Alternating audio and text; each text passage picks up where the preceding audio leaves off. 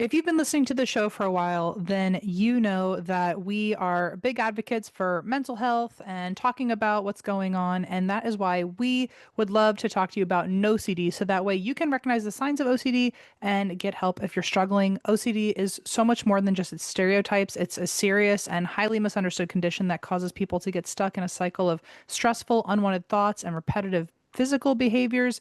And OCD can be debilitating because there are so many misconceptions out there. A lot of people don't know that they even have it or feel shame about their symptoms and they suffer in silence. But not every therapist, on top of that, even understands OCD or is qualified to treat it effectively, which can make it difficult to find the right help. But OCD is highly treatable with a specialized type of therapy called ERP or exposure and response prevention.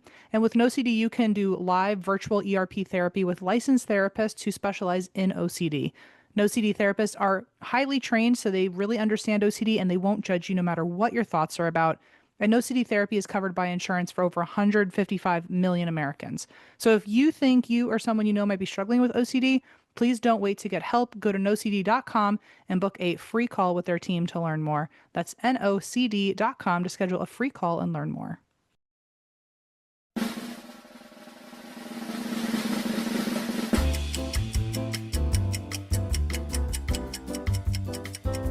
Hello and welcome to And That's Why We Drink. I, in a first ever event, have worn a red lip today for my date.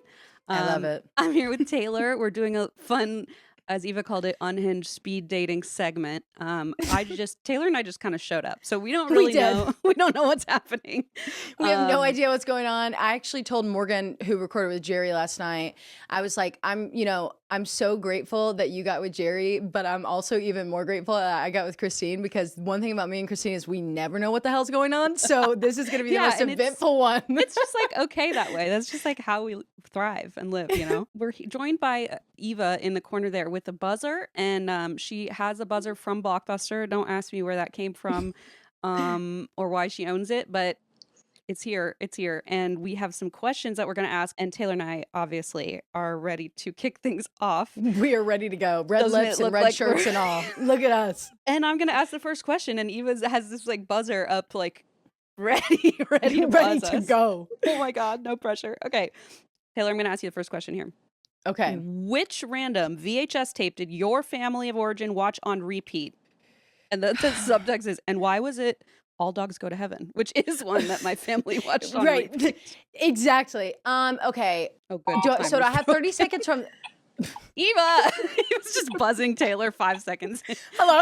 Enough. Okay, so I was an only child for the first like 7 years of my life. And then my little sisters came, and by the time they came, CDs were the only, like DVDs were the only thing. So I was the only one with VHS, so it was me, and I was the queen of the house. So therefore, it was Snow White, the original cartoon. That's and I cried and screamed every single time that she did that like mirror transition. Terrifying.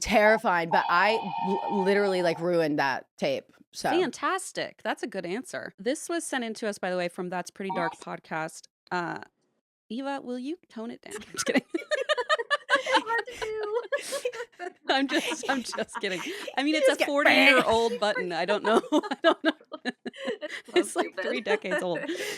All Dogs Go to Heaven. I think my dad tried to make us watch Dumbo a lot and All Dogs Go to Heaven, and I think he really was trying to push the like suffering of humanity. Yeah, I was gonna say those are horrible movies. You're gonna be taken away from your family. I had to hide Dumbo under my mattress, and it was like years later that we moved out, and my dad was like, "Why is this great film under the mattress?" So it was a lot of traumatic events, and then like that weird soccer one about green, not the Green Mile, the other one, the one for children. Not Green Mile, please God.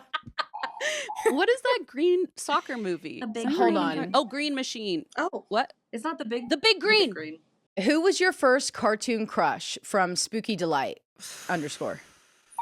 I don't think I realized what it. It was probably a girl cartoon, and I didn't understand what was happening, and I wanted to be her best friend. But honestly, I don't know. I feel like a lot of people's answer is like that, like animal characters, and that always makes me feel a little weird to say aloud. So I don't. Yes. This is so lame. I don't really have an answer. I feel like a lot of people choose like Danny Phantom too. Like yeah, that's those a good people. answer. That's a good answer. Okay, I have one, and Is it I'll from just say Snow it with White? the timer's gonna be quick. Actually, not Snow White. Sully from Monsters Inc. Whoa, interesting. And I don't know why. Like, it's not like I married a big burly man either. Like, I didn't. But it's just like maybe you should have. maybe it was his voice. And who voiced him? Who voiced Sully? It's not in Billy Monsters, Crystal, Inc.? so that's the good news. So, yeah, Sully, thank God. Sully's Monsters Inc. Let's see. James P. Sullivan. Who are you, sir? I'm like, who the fuck is James P. Sullivan? Never heard of that man a day in my It's life. Taylor's first crush.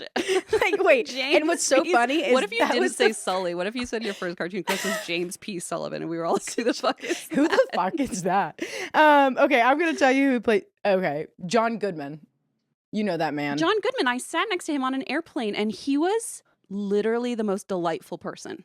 Was he really? And he gave up his middle seat. He took a middle seat to like let somebody else in the aisle, and he sat And next he's to a me. big man. He's a big dude, and he was like so kind. And someone said like, I'm a huge fan, and he was like, oh, that's so sweet. And then like he kind of joked, and like 3 different people sent him like whiskeys, and he's like, oh, I'm okay, no thanks. And I was like, I'll take them. I'm gonna ask you the next one. What is your dream reincarnation? That's from Mirrorball Bookshelf. Oh my God. I mean, I would always love to be a cat. Like, I think that'd Yeah. be really nice to be a house cat. Just lay in the sun, eat my food, do the things. Like chase some shit around. and Yeah, stuff. you know, play with my parents, annoy them at night. What about you? Everybody and everything kind of sucks right now, so it's sort of like, Yeah. what sounds enjoyable for me? Not really much. I mean, maybe like maybe like a Robert Irwin's family member, like a family member of the Irwins, where I'm like, That just is around such a great call right there. You nailed it. Wow. Okay. Wow. Well, we did get a very specific answer for that question. Is it my turn to ask? I think so. Okay, I'm even numbers, right? Okay, literally, I don't know how me and Morgan Taylor, run this I have no podcast because fucking I have idea. no idea I what have I'm no doing clue. half the time. Your listeners are like, is she gonna fucking ask if it's her turn again? Like, seriously. No, don't worry. They'll be like, Christine needs to know what's going on her own show. So the next question is, how many seagulls would you have to find in your home to think that someone was putting them there intentionally from _ Megan Ruth? That is Megan like Ruth, that's the craziest question I've ever a very heard. high question to ask. Like a real seagull or like little statues of seagulls? Because I'm both are assuming alarming. a real seagull, Okay, right? yeah. Okay, well, I don't know that any amount would make me think. If there were 10 in my house, I'd be like, oh, an invasion of seagulls has occurred. I don't know that I would like blame a person for it, but do you know? I don't even know the answer.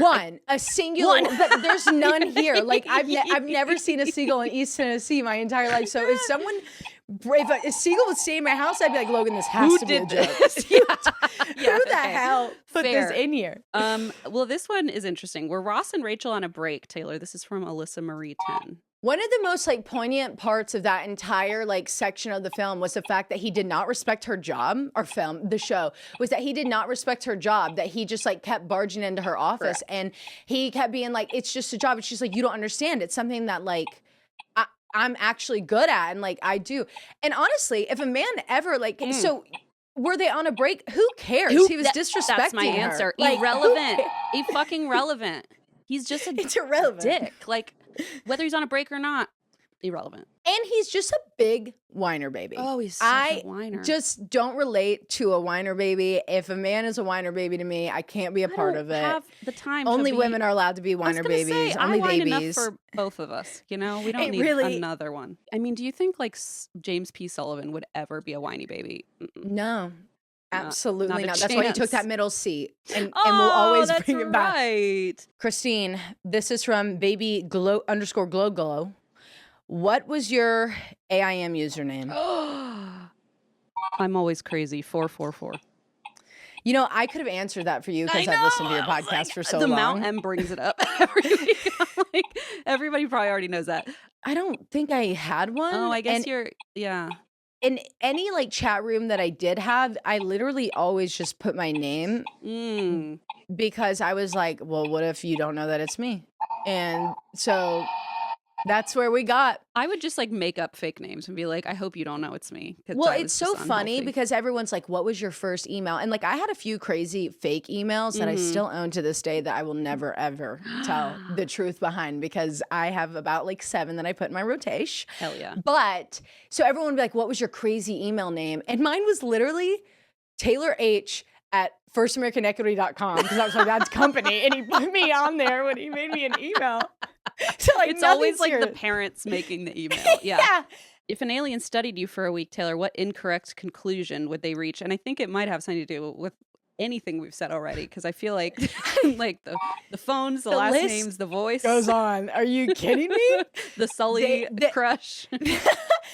Okay, depending on the week that they hit me. Fair Okay, if they hit me on ovulation week, they would be like, this bitch's face is so symmetrical. Wow. And they'd be like, she's so energetic. She goes and works out so much. She gets so much done at work, and she didn't even have to take her second dose of Adderall. That's how much she got done. And then they would catch me in my luteal cycle. And they'd be like, she's a raging, crazy bitch. But that would be the correct. It would be correct. Okay, that's at some that sort of the point. base level. Okay. I think it's pretty transparent once you come into my home, like what's going on. You know, I don't know that like even during my ovulation, which like I haven't even thought to put that together. I think if I had a better understanding of what part of my cycle did what to me, I'd probably have a little It's grasp. the day you wake up and you think your eyebrows look good. That's if I wake up and I'm like, wow, my eyebrows look so even today. I'm like, oh my God, I Are must you be serious? I don't think I've ever woken up and thought I liked my eyebrows. So maybe It truly, no, it truly is about like this, like how my face looks in the morning when I wake up. Like some mornings I wake up and I'm like, oh my God, What's I happening? think I gua shawed only one side of my face last night. Like Yeah. what happened to her? Okay, so the next one is, can you give me a ride after this, from wild_puff? Taylar, I would give you a ride any day of the week. Ever since you came to that live show where you had to drive back with Morgan for work at like 4 a.m, and I was just like, I cannot believe these people came all the way These people out are here. crazy. What is the most oh, this is interesting. What is the most common compliment that you receive from Kimberly.Ariel? It really depends. Like if it's about like me as a person, a lot of people like my voice. And I'm Oh, like, well, yeah. that's literally the most highest compliment you could ever For give sure. me, because that's literally my entire job. So I just like when people call me funny. That's my favorite compliment. I think that's probably I don't know. You guys, I don't know. Tell me my compliment. I know my favorite compliment that people give you online, What? because I agree with them often. My favorite compliment that your listeners, or not even just anyone, gives you online is like how, what's the word? Like how well spoken you are, and how you Oh. actually can think a lot before you speak. I don't have that gift. So the next one, the final one we have is, shout out your emotional support water bottle, style, brand, color, sticker, situation, etc. if you have one. And if you don't, why don't you like hydration? And this says this a is little from note from Eva, inspired by Creeps and Crimes, talking about their emotional support water bottles. Oh my God, Taylar, you inspired a speed dating question. Oh my God, I'm really honored to be here and get this question for everybody. Okay. I have this beautiful big. It's like this Stanley, and it's black, but it has chrome accent. And Eva mailed them out to like a couple of us on the 2 years ago, I think. And it it was last year. Yeah, it has like our name on it, and like a thirsty little rat, like little icon in like the chrome color, and it's just like so like. I feel like when I hold it, I'm like, ooh, this feels fancy. Ooh. I mean, unless you see the rat on the side, but other than And that, then you see the big giant rat. and then it's like this buck teeth. But other than that, and then it has like a little sticker that says Scrappy, and I don't know. It's just that's definitely my comfort That's one, and it has my yours. name in giant letters. And as a Gemini, that like really speaks to me. You Of know? course it Yeah. does. Yes. And I agree 100%. Here it is. Oh, that's a cutie. So this is my Ello, everyone. Morgan has the same exact one. They're 22 ounce pop and fill. Hers is green. Mine is yayo. And but the reason why this is the best Ello water bottle, because they have multiple water bottles, is because not only like I could throw it in my purse and I'm okay, right? Right. This is why it's called the pop and fill. Okay. This little part pops up, and then you have the nipple that you can like suck the water up through, which is attached to the inside where there's a straw. Oh my God. So you can just fill up the water bottle without taking the straw out, and you can put the ice in without taking the straw out. But if you need to clean it, you can Just screw take the whole lid thing off. And here's another thing. What will they this. think of next? They have a lock on the side. ELLO. ELLO. Okay. Yellow L. We've declared Yellow these L-O. the absolute, and this is the pop and fill. We have declared these the water bottles of 2026. Everyone wants to go Owala. No, Wrong. we're going Ello. We're Do going you feel like Ello it's this year. enough water in there? Like, See, do you fill it a lot? they have a larger one, and if I had the I might larger one, want a I wouldn't have to larger fill one. it up as much as I want. So I'm gonna get me and Morgan one. And I'll we never don't do tell. stickers on things because we're pickers. So we pick everything off of everything. Yeah. And I think that was our last question. Wow. Taylor, I had the best time on our date. Hey, you want to see each other again? Absolutely. You say no. Imagine. Let me get back to you. I'm really busy. No. I'm all of a sudden blocked from all the ParaPods like it's so emails and weird. stuff. Are we in a competition? Do we win? I think we did. I'm pretty sure. Right, Eva? I'm pretty sure we won, right? Anyway, well, thank you, Taylor. Go listen to Creeps and Crimes wherever you get your podcasts. It's such a fun show. Taylor and Morgan are just a delight, and they talk about the same shit we do. So it's just bound to be a good time. All the same bullshit. For everybody. All right, guys. All right. On that note, thanks for listening, and I guess on with the episode.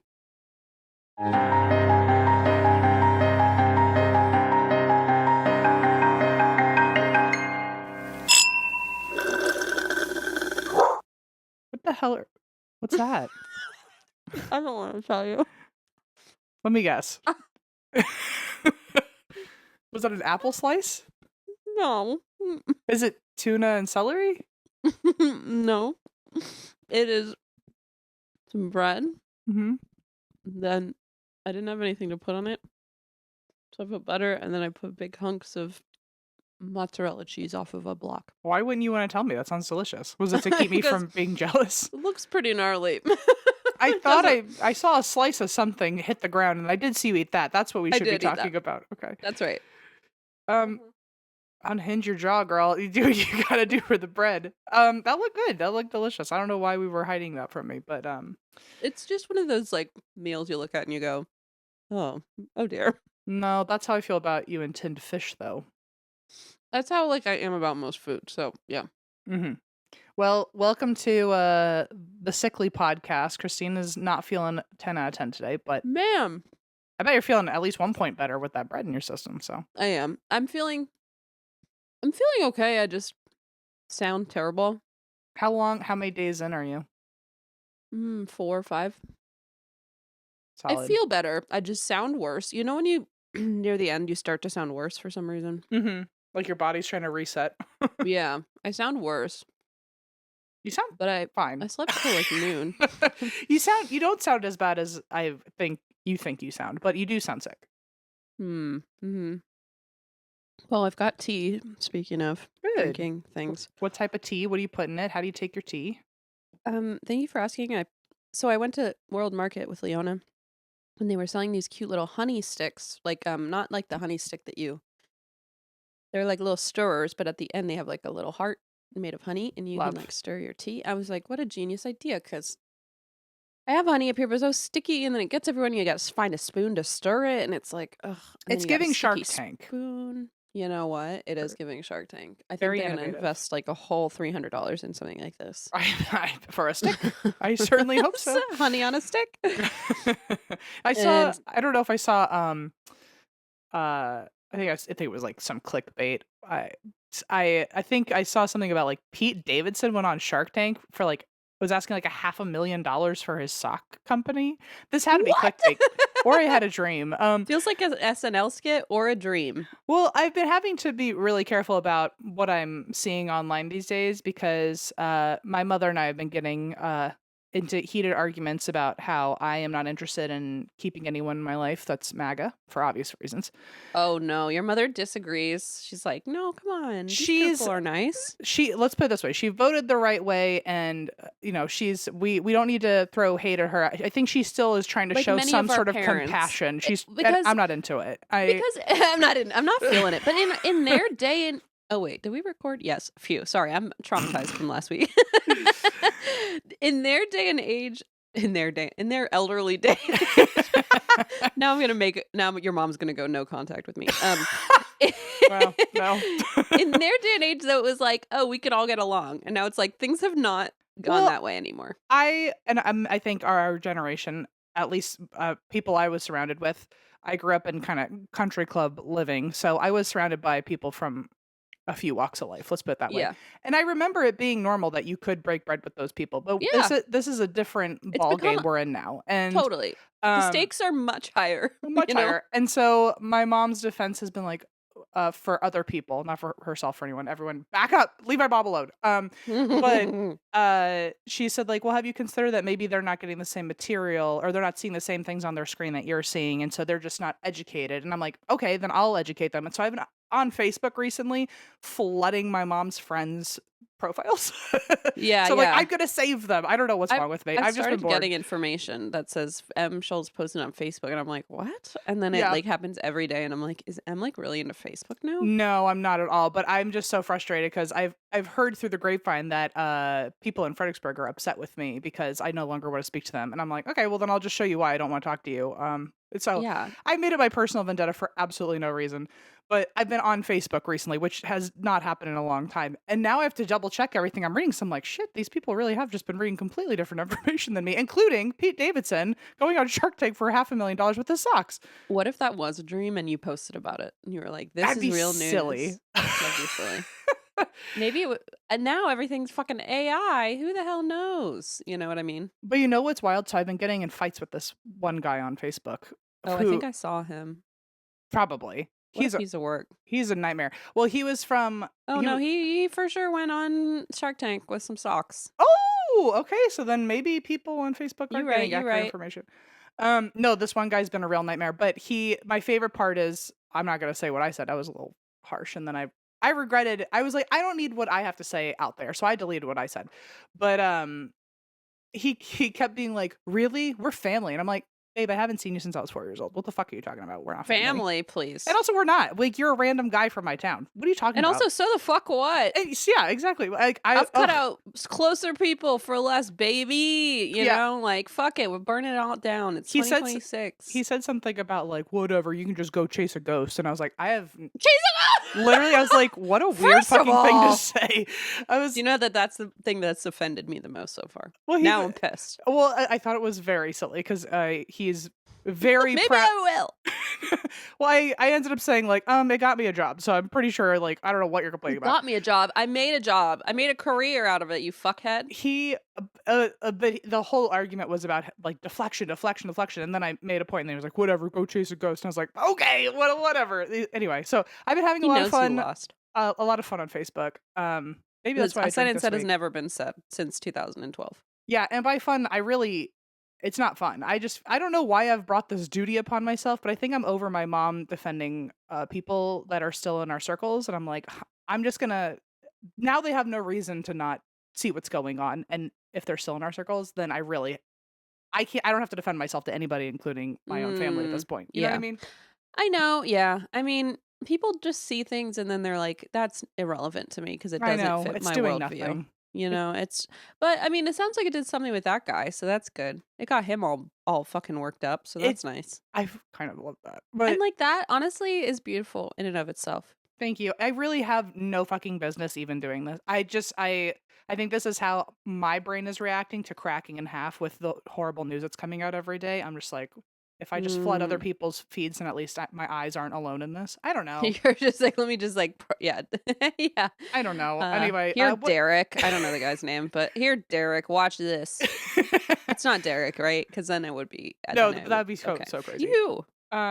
Anyway, so I guess that's why I drink, that I've like become one of those, like, I don't know. I'm not like proud of myself for doing it. I think I don't know why I did it. I need to talk to a therapist. Anyway, your turn. Why do you drink, okay. Christine?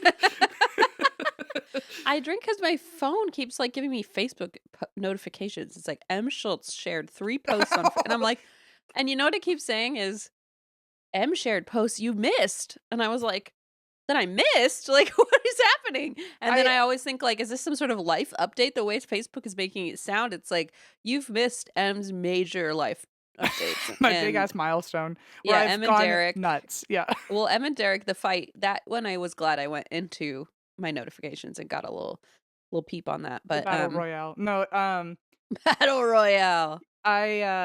It's mainly the exact same things as I've been posting on Instagram or wherever I can post them, but I have a new audience now, and so I've actually found some. I didn't know this, but I was assuming there were some people who were on the wrong side of history in my hometown, who I have found out are very on my side and have actually like jumped on the comments also, which is very wonderful. And like, that's always so like satisfying when you see people that you were like not sure where they would land, and then they're like, yeah, no, burn this shit down. You're like, oh, thank God. You know what I was the most beautiful of them all is, this never happens, but there were 3 men from my hometown who all apparently voted in our favor, which I did not see coming, and they all were like defending my post to that shitty guy, and I was like, oh Derek? my God, I'm just watching men fight over me. Em, how does it feel? Oh, I've been waiting my whole life. Especially when they bring up like Trump and immigrants, and you're like, this is so, it's about so me. romantic. I wanted to show you. I told you last week that one of my favorite newspapers in my town is the Burbank Bulletin. That's right. And I wanted to let you know that Brad Korb has done it again. You don't say. Burbank Bulletin. And then let me Please just prove this to you, because now this is talk about breaking fucking news. Facebook, step aside. I want to know about this situation. I went looking for it because I was like, I literally it came in the day that we recorded. It's meant to be. This is called analog breaking news, people. Okay. This is the original Facebook post. That's right. Made. This is where Derek fucking has to sit down and just accept the facts. Derek, look within yourself. Look within. Look at the fucking Derek. Pick up a Burbank Bulletin and fucking eat Read rocks. That again. Kick rock. Brad did it again. Brad did it again. Wait, Brad did it again with the sale of Corina's house in what does that say? Panorama City. In Panorama City, yeah. Brad did it again. Fucking hell yeah, He does Brad. it every time. Every goddamn month this comes out, Brad has done it again. So I can't. It really. In a world full of darkness. You know what? I can always rely on Brad Korb. I mean, we need a little bit of sunshine, you know? I feel like at this point, there's going to be a month where Brad Korb doesn't do it again, and he's going to be like, cut the press. I was going to say, like, there's not going to be an issue. Like, what are they going to release an issue without Brad doing it again? Like Although I would say, like, the day he doesn't do it again is the day that newspaper fucking sells out through the roof. You know what I'm saying? I would make Brad Korb sign it. I'd be like, I need you to know that I've been waiting for this day. We thought you could never do it. Anyway, that was as soon as we'd finished recording, it showed up at my door, and I went, well, I gotta see if Brad did it again. He has. The fact that this thing, it's good. It's Thank good. You. I needed that little like light of sunshine in my life. Thank you. You're welcome. Are we both drinking tea? Oh, finally. We never have done that. 470 episodes. It's only 9 years in. I know. I finally figured out how to drink a cup of tea, I think. I'm trying anyway. I'm not very good at it. We got stuck on the honey stick, but do you put anything else in it, or is it just honey? Sometimes I put a splash of milk. If it's like an Earl Grey situation, I put a little splash of milk and honey. But today I'm just rocking with like the honey stick, and it's kind of a vibe. I like it. Yeah, I got me some Harney and Sons. You know those pretty ones? Mm-hmm. Those pretty tin containers that then I keep and tell myself I'm going to fill with wildflowers someday. I understand. I Just fill with dust. well, I have I put out an Instagram post about it, and I would like to also leave it to the masses Oh, over I here as saw well. this. I still don't really know what to do because everyone kind of gave the same answer, but it wasn't really an answer I was looking for. I was gonna ask what the what. So you were looking for for a way to turn the scent of this tea that Allison doesn't usually drink, this loose leaf tea, right, Mhm. Into like a into. candle or something. Okay, okay, okay. And a To lot of extract the scent and use it for something else. yes, Allison's obsessed with the smell, but neither of us will drink it. It's just the smell that we like. But I'm so tired. It's been sitting with us since the last apartment. Like I'm tired of this. Oh. I don't want this anymore. I'd rather use it for good and not take up space. You know what I mean? We already live in a kind of a small spot, and the spot where all of our coffee and tea goes, like this is a big bag of loose leaf tea, and I'm like, it's got to get out of here. Yeah, it's got to make room. So I'm trying to find a way to keep the scent but get rid of the tea. And a lot of people said, um, like wax melts or something, or like Oh, to put it in. Okay, okay. are those just little candles? Am I mixing it up with something Mm, else? so a wax melt is more like you have little like shapes of the hardened wax, and then you put it on like a dish or something, and you put like a little tea light. They make matte buy they make wax melt warmers. That's weirdly hard to say. And you put it in like a little dish, and then the light like kind of melts it, and it like makes a really nice smell. I see. Um, It blows my and mind that a candle is not just that. Is that not just a big wax melt? It Well, there's no literally fire involved. Well, I guess there is fire if oh, you're but using a it's little candle underneath, but it's more just like it flamer heats up system. little, and then you can reuse it, right? So it'll like kind of harden, and you can light it. I have a candle warmer that's like just it's a light bulb, and it like warms the candle and melts the wax, and Hmm. then it lasts a lot longer. Nice. Sort of Okay. like that. Maybe that's what maybe everyone's saying either that or like melting it for like an oil diffuser or something or I like think that's probably really similar. Yeah. okay. Well, I just wish I could just But get like someone to that come seems over like a here lot of work. because I would love to just throw it in like a candle and then burn it, but I feel like burning it isn't it's not the same thing. Yeah. Can you see what the ingredients were? Like, is there a way to see what's in it and then like kind of try to replicate Mm, what scent she likes a lot? probably. I mean, it's literally just an Earl Grey tea, but there's something about this Earl Grey tea. So I'm like, Oh, I'm delightful. no Why magician, won't you you know. drink it? It doesn't taste as good as it smells.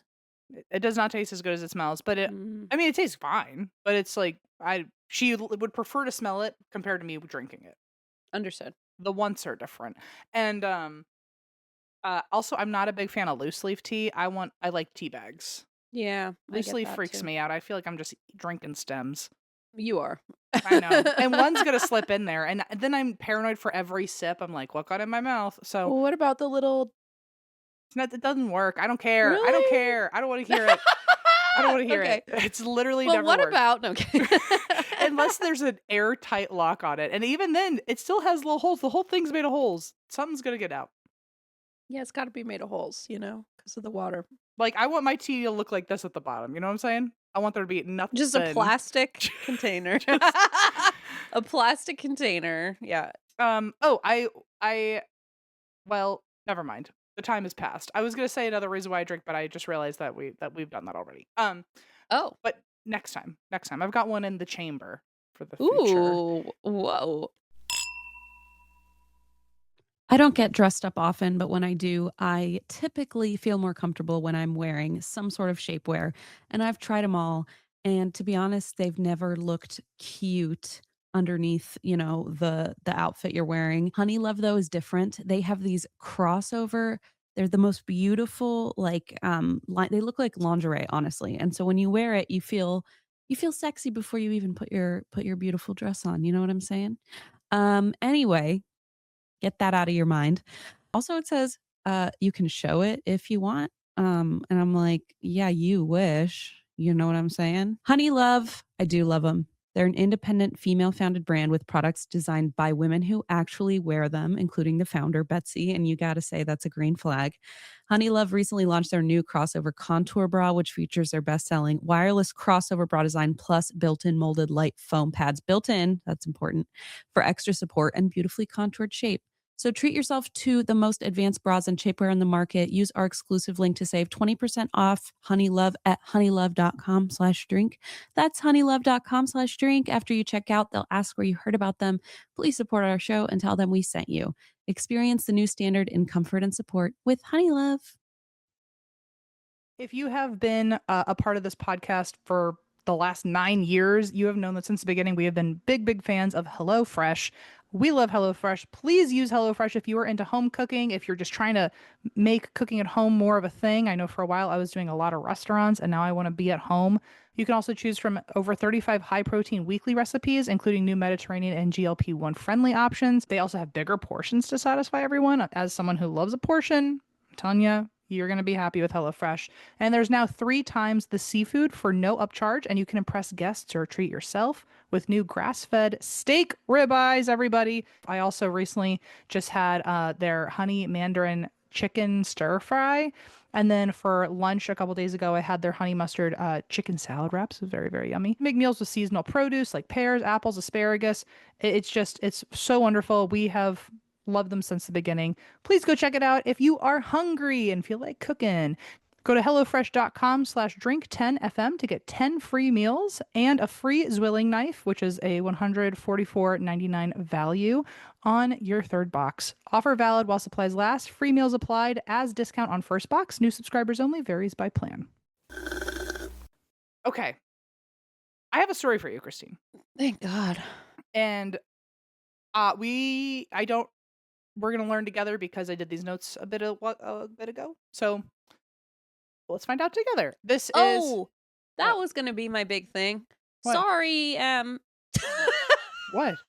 This is like the third day that it was like we were supposed to record Thursday. Oh. Then I was like, let's record tomorrow. Then like an hour before I was like, I'm freaking out. I'm never going to get these notes done. And then now we're here and I'm sick and it's just a mess. Anyway, I apologize because then I was like, oh, I'm not going to remember their story because it's been like a week. And anyway. It's never stopped me before. That's fine. Okay. Fair enough. This is the main name for it is the Laurel Hall Mansion. Although I have seen online it also being called the Bowman House, but it's the Laurel Hall Mansion. So Laurel Hall is prettier. And it was named Laurel Hall. Bowman House is just named. It's like the house that the Bowmans lived in, but the Bowmans named it Laurel Hall. So shouldn't we respect Even they knew them? it was a nicer name. Have you figured out yet what your family house would be named? I'm so tired of this, Christine. Just figure it out. You're tired of it. You're the only one that brings it up. Keep waiting. I like the Christine Chapel is fun. I think that's hysterical. But that was my name, and then that includes nobody else in the house, which is fine. I mean, which is fine I'm by not gonna me. tell. That's fine. Let's do it. Beautiful. Geo's Castle. There might as well be a Christine Chapel attached. Geo's Castle is cute because that does sound like a video game. It does. I love that. And also, if you were to say Giovanni's Castle, it sounds like a Muppets Place adventure. Okay, something just fell. Okay, so these headphones are really old, and they have like these little you know how the peeled off. Yeah, but like it looked like something just fell out of my hair because I was moving it, and something big, just a chunk fell. And I want people to know that was the headphones, and it was not a spider like or something. A gross thing out of my head, out of my hair. Just so you know. Okay, thank you because I didn't see, but I'm glad I don't have to worry. I just don't need that slow-mo of like just something. I think it's on your shirt right there. Yes. Yeah, it is. It's like this gross whatever this is. It's beautiful. Mine is still pretty solid, and mine is fucking destroyed.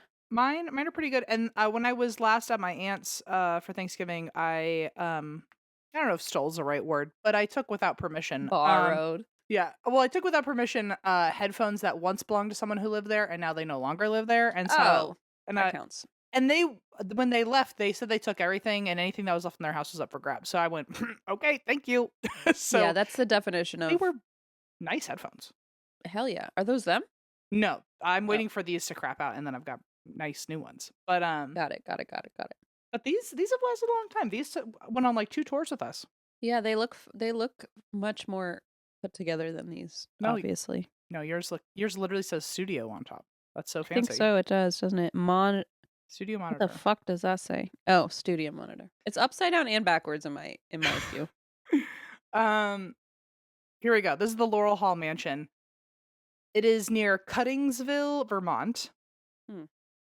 And it is it's so my understanding of it, which you'll realize my confusion. My understanding of it is this is an entire estate where like we're just talking about the mansion specifically, Oh, okay, okay. which technically makes it a manor, by the way, because if I have not screamed this enough, a manor is just the main house people live in on an estate of buildings. I know you've screamed about it, but I do appreciate the re-up in information. Thank you. Thank you. So this is technically the Laurel Hall Manor, Manor. but less educated people than me decided to name it Laurel Hall Mansion. Pathetic. Disgusting. So this mansion is directly across from a cemetery, which is important. The cemetery is similarly named. This will confuse you because the mansion is Laurel Hall. The cemetery is Laurel Glen. Okay. You don't have to care about that anymore, but just know that I took the time to write that down. Thank you. So there's a mansion the mansion is across from the cemetery, and in the cemetery is the Laurel Glen Mausoleum. So the Laurel Oh. Glen Mausoleum and Laurel Hall Mansion are owned by the same people. Okay. They just picked the worst fucking similar names. The mansion, fun fact, I don't know about the mausoleum, but the mansion is on the National Register of Historic Places, and our main character is John Bowman. Mm. He was a tanner, and he made his wealth selling leather goods to the Union during the Civil War, and he was, I guess, especially famous for his boots and shoe soles. You know what's so funny is nowadays, like, if you do that job, you're basically like a bespoke Etsy creator. You're like, I'm a cobbler at heart. Yeah. Right? Like, I'm a leather good. I make fine leather goods. Now the it's a old-fashioned hobby. way. Yeah, and it's also like a business, but it's like a really like up there, like fancy business. You're 'cause totally you're right. selling things for high prices because it's handmade. I mean, And if you do work in leather in like an old cobblestone shop ran by Oh. grandpapa at one point, and you're the 5th generation leatherman of your time, this is not information for you, but I need everybody else to know that if I needed a leather good today, I wouldn't know where to go except Etsy. So yeah, I would have to like look for local leather goods. So if you makers. are that leatherman or tanner, or I need you to really start promoting yourself. Get a Gen Zer to do your TikTok, and you'll be fine. And then M will find it. And then I'll know exactly where to go. Instead of M Googling where to find leather goods, we would like you To get make it- viral. get viral so we can find it. So we can 100%. so it can find us. Yeah. Is what we're trying to say. Yeah. I really, you've already The done onus enough is with the on leather you. work, but I need you to do one more thing. That's right. So We're gonna get on TikTok later. It's just gonna be fucking leather. homemade leather goods. Actually, it's gonna be like leather goods, $2.99 off the TikTok shop. I think we should redo the SNL bit of Weatha, but make it Leatha Weatha.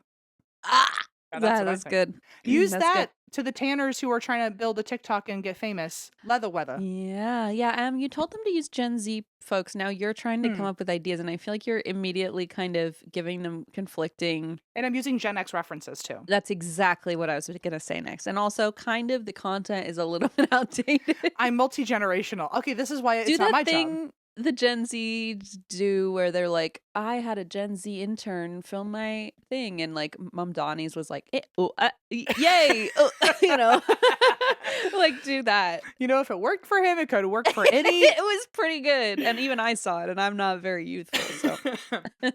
Well, so John Bowman, he was that guy when it came to the Union we love. And I didn't see anything about any other team, I'll tell you that. So I think he was just, I'm going to assume he's one of the good ones. I'm also going to assume he's one of the good ones because not only was he super successful, he was loved by his employees. He literally not just like made sure that they could afford to live. He, with his own wealth, built them houses so they would have homes. Oh, that's nice. And then Brag. whatever the average wage was at the time, he doubled it. So he doubled the minimum wage, which I think What? I know. So we love him. Okay, but then I ask why. Interesting that Like, it's you one thing to went like that give. I way. know I'm immediately like What's your agenda? Yeah. suspicious. Are you trying to use money to control me? You want me to work twice as hard? Is that what you're saying? Yeah. Are you trying to put pressure on? Yeah, exactly. Thank you. I got you. I mean, it's fair. We can't ask him. Do you have a Ouija board? Do I have a weird, stupid We question? could find out tonight. Okay, how about during the tonight? Tonight.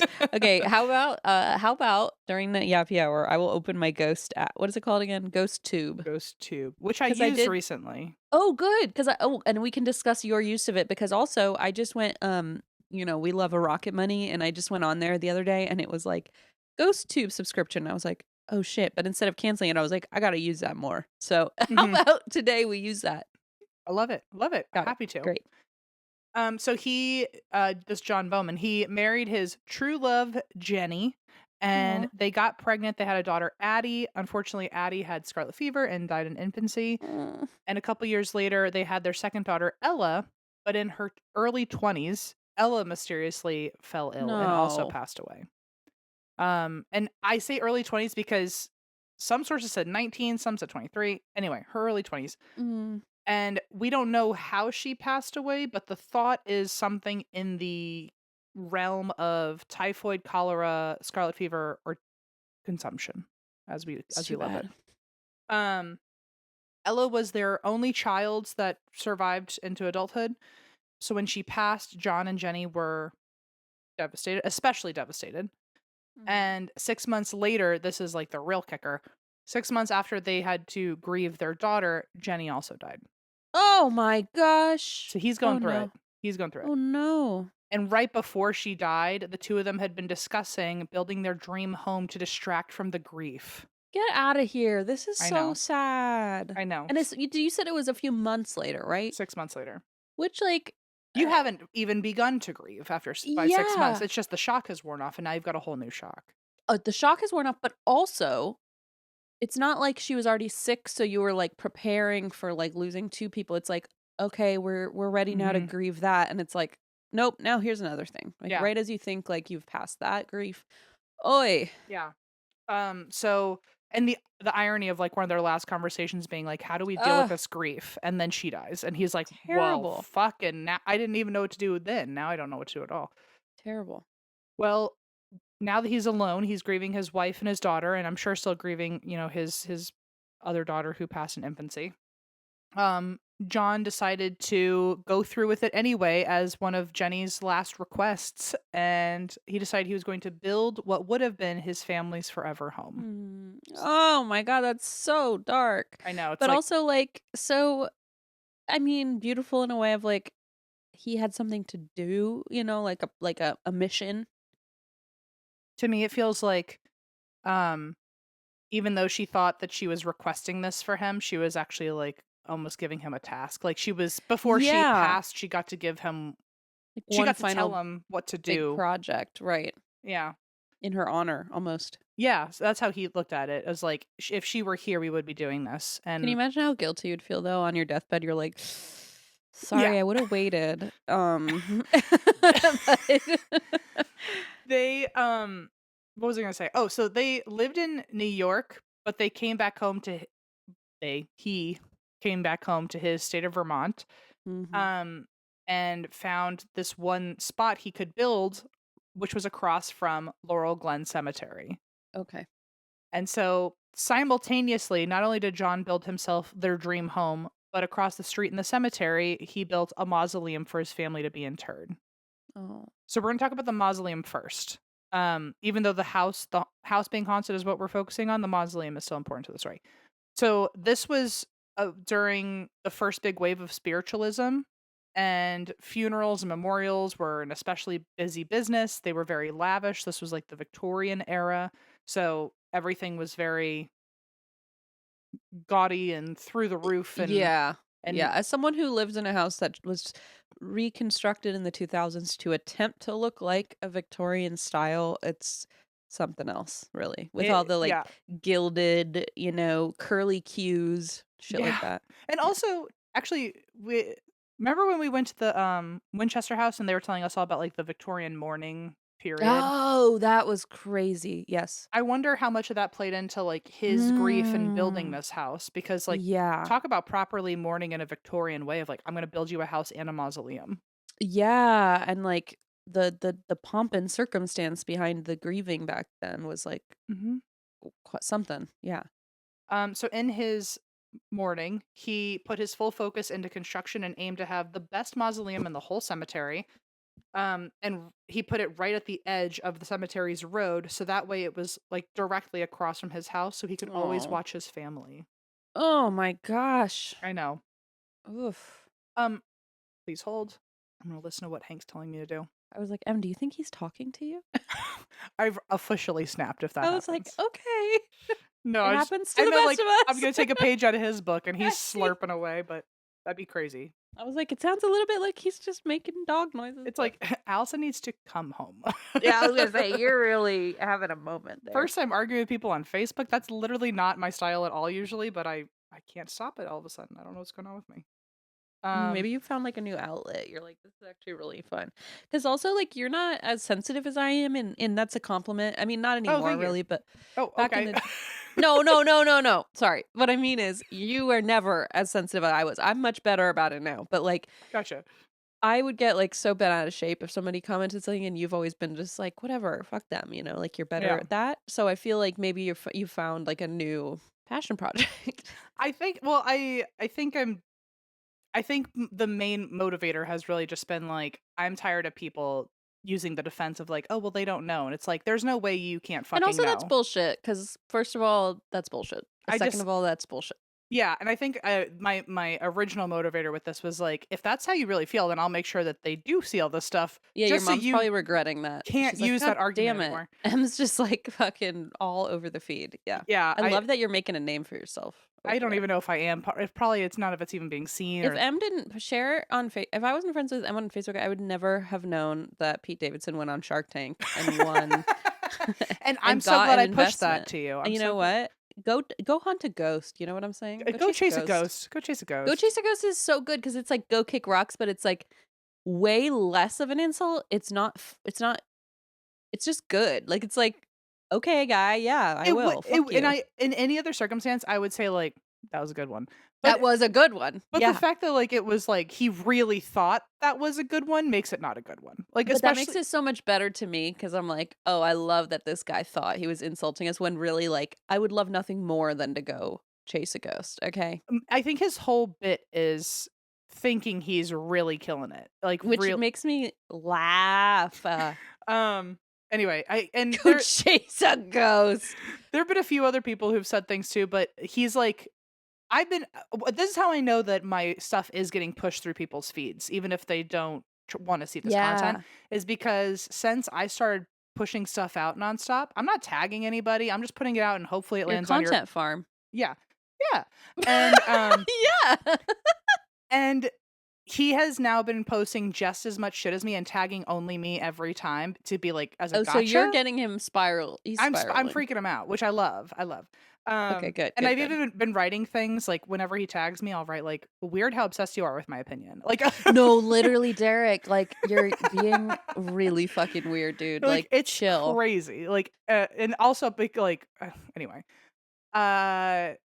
He's a piece of shit. Okay, so let's see where we are now. Okay. He decided that he was going to put a mausoleum at the foot of the cemetery so he could always watch over his family. Mhm. The cemetery, I had a hard time understanding what was going on in the world of my sources because some people were covering only a part of it. Anyway, what I have gathered is that this cemetery was not very flashy. It was actually like maybe kind of small and not being taken care of. But he came up with some sort of agreement with the town that he would fund improvements for the entire cemetery if he could put in this like really flashy mausoleum. Oh, okay. I think the agreement was something like if you were born in this town, like you have a free. This guy. I know. Community minded. You know what I'm saying? I've always said that about him. Mm-hmm. We'll have to tell him about that later on the Ouija board. Or on the ghost tube. Yeah, write that down for sure. On the ghost tube. Get him on the horn. Get him on the horn. Ring, ring, ring, ring, ring, ring, ring. The ghost tube. Wop, ba, ba, da, ba, da. Oh. You know? Yeah, I do know now. You don't know you don't know what I'm singing? Mm-mm. Oh no. Was that a jingle? That wasn't you created that? No, it's a Raffi original banana phone. Oh, but ring, Banana ring, ring, phone. banana phone. Sorry, I actually don't always have Raffi at the front of mind, but Why? if First of all, talk about a fucking activist. He wrote a song about Minneapolis. He's like anti-fascist, like he and Miss Rachel are on like this next level like I gotta say, social agenda. Raffi gets me going. And by the way, I think we've had to have talked about this at some point hundreds of episodes ago. However, if you don't mention Joshua Giraffe, I don't want to hear it. We've had an extreme. You're right that we've discussed this because I hadn't known about Joshua Giraffe, and then you told me about it, and I looked it up, and it upset me. And I thought, this is not the Raffi I remember. That was during his like rebel years, I think. Yeah, clearly he kind of like veered off track for a minute. My favorite album is where he's dressed as Papa Noel on the cover, and it's his Christmas album. And I made everybody listen to it Christmas morning, and Blaze was so ill that he could barely sit up, but he's sitting there, and it's like, Papa Noel. And I made everyone sit there like 6 a.m. and listen to it. Anyway, Banana Phone is fucking next level. I'm sorry I didn't catch the reference right away, but you were right. I should have known. Anyway, shout out to Joshua. I miss you every day. Haven't thought about it in a long time. Who's that again? The giraffe. The giraffe. Yeah. Oh my God, there's a dog at the dog park named Joshua. I fucking hate him. Joshua? Don't get me started. Please. I have never hated a dog more in my life. But what if the dog were a giraffe? Would that make it different? No. You don't think if you met a giraffe and they were like, this is Joshua, you'd be like, oh my God, I get it. Yes, I thought you meant if Joshua the dog dressed up as a giraffe for Halloween. No. I mean like if it were a literal giraffe. If I met a giraffe and his name wasn't either Jeffrey or Joshua, we're fucking done. Fair. Good. Case closed. I get it now. Giraffe has the just sound. I was about to ask why they all sound like J names. Joshua Giraffe for Raffi, Jeffrey Giraffe for Toys R Us. Because I'm not an idiot. Let's start there. Okay, well let's wow. Let's get back to basics. Let's start back at day one. Yeah. Jeffrey Giraffe. Do not pass go. Although, you know what I can't stand about Jeffrey Giraffe is it's Jeffrey with a G. Geoffrey. Well, it's kind of got to be. You know why? I know. With the giraffe, I know. I don't like it. Anyway, if you know a dog named Joshua and he goes to the dog park from 4 to 6, tell him this. How about that? Okay? Big old middle finger from me. Jesus. I'm just like put a giant middle finger to the camera. Okay, so first of all, Derek has gotten M like on a new one. I feel like Derek and Joshua know each other. God damn, M's on a tear here. Like, oh yeah, you want the Derek treatment, everybody? Sit the fuck down. I literally had people at the dog park text me when Joshua was there, and they're like, don't come, Joshua's here. And I'm like, oh, thank you for telling me. I can't stand this dog. My God. And he can't stand me, by the way. And he can't stand Hank. Well, I wouldn't stand you either if you couldn't stand me. He, like, actively, it's the owner. We all know it's the owner. But it's also Joshua. I really have a problem with both of them. No, I was going to say, it seems like it's a little more than that. It's both of them. The owner does not seem to care that Joshua is actually vicious, and then like starts real bad fights, especially with Hank. And like Hank is terrified, and it's very bad. It's very bad. And with a name like Joshua, it's like Joshua Heel. You know, it just feels insane. I can't say it. And then the guy, he just like he'll see it happen, and he just keeps scrolling on his phone. I don't even want to talk about it. Okay. Yuck. Ugh. Anyway, where were we? This fucking cemetery. I swear to God, these were short notes. I just can't stop myself. The cemetery was not flashy. He decided that he was going to help build it up so that way he could put his mausoleum there. And when it came to the cemetery's remodeling, this is a quote, he greatly improved the cemetery, turning it into a smaller version of an elaborate park cemetery. And besides enlarging the cemetery, his extensive improvements included an 800-foot cemetery wall with 3 gates, walks and carriage drives, shade trees, 2 fountains, and benches. Wow. He really said, lovely. I'll give you a cemetery. This is a park now. I love when they used to be parks. Sometimes they still are, but yeah, it's not often. You don't see a lot of park cemeteries these days. Mm-mm. I think this is how we ended up with the estate definition for this place, because technically there's land on one side of the street and he owns property on the other side, and he's also funding the stuff going on the other side. Plus, during his expansion, um, each of these properties seemed to like bleed into each other, and he built even more buildings on the property between his house and the mausoleum. So it just became Building out his whole estate. an industrial complex of sorts. Oh, nice. He built a conservatory or a greenhouse, and keep in Wow. mind this was so he built all this just so he could give his family a nice place to like be. Um, but my favorite part was that he added this greenhouse, and it was just so he would always have fresh flowers for them. Oh, Please. if he wanted to, he would, folks. Get I'm just out saying. of Even when you're dead, if he wanted to, he would. That's seriously. And I think even though that was the original intention, now I think they use the greenhouse area like for all the flowers in the cemetery. I think they've like really put it to work now. He also built cottages for his caretakers. He built barns. He built an ice house. And as for the mausoleum itself, it took 125 workers just to build this one mausoleum. It's huge. It cost the equivalent of $2.5 million today. Whoa. And it's made of like this is a quote, 750 tons of granite, 50 tons of marble, 20,000 bricks, over 500 barrels of cement, 10 barrels of plaster, and 100 loads of sand. Like it's fucking huge. What the fuck? The inside of it is almost entirely made of marble, including marble busts of his wife and daughters. The fact that that's the inside. The inside, like Wow. crazy. And then the real kicker, and what this mansion is most known for now, because tourists will go and they always remember this one thing, which is across the way from the mansion, when you look at the cemetery and you look at the mausoleum, outside of the mausoleum is a life-size, I think, marble statue of himself in grief. Oh no. It's a little scary looking of a statue. If you were 5, you might not want to stand next to it to take a picture with it. But it's outside the mausoleum. He's in funeral clothing. He's holding a funeral wreath and a key to the tomb so that one day he can also go in. Oof. And he's looking into the vault mourning. Oh my god. Yeah. This is a man who loved his family. I mean, Here's the thing. This is a man with a vision. Yeah. And An like one that artistic will vision. it will perpetuate after he's gone. Oh, for sure. It's weird that he built I feel like a statue is usually commemorative of a person after they've passed, but the fact that he's stood next to that statue and has since passed, it's kind of trippy. It's like so trippy. Can I look up a picture of it? Because I'm Mhm. just curious. What's his name again? Laurel Hall Mansion statue. I'm like so curious. Is he like crying in it? No, I only saw one picture of it, and he's just like sad. He's just kind of like you Oh, can tell he's in grief. That is like a wild. Oh dear. Like as a child, I would be scared because it's just like a large man kind of hunched over and looking sad. But as an adult, I'm like, that's clearly he's just like, Yeah. you know what I mean? Wow. Yeah. He just looks sad. He has his hat off and he's like clutching into Mhm. his chest.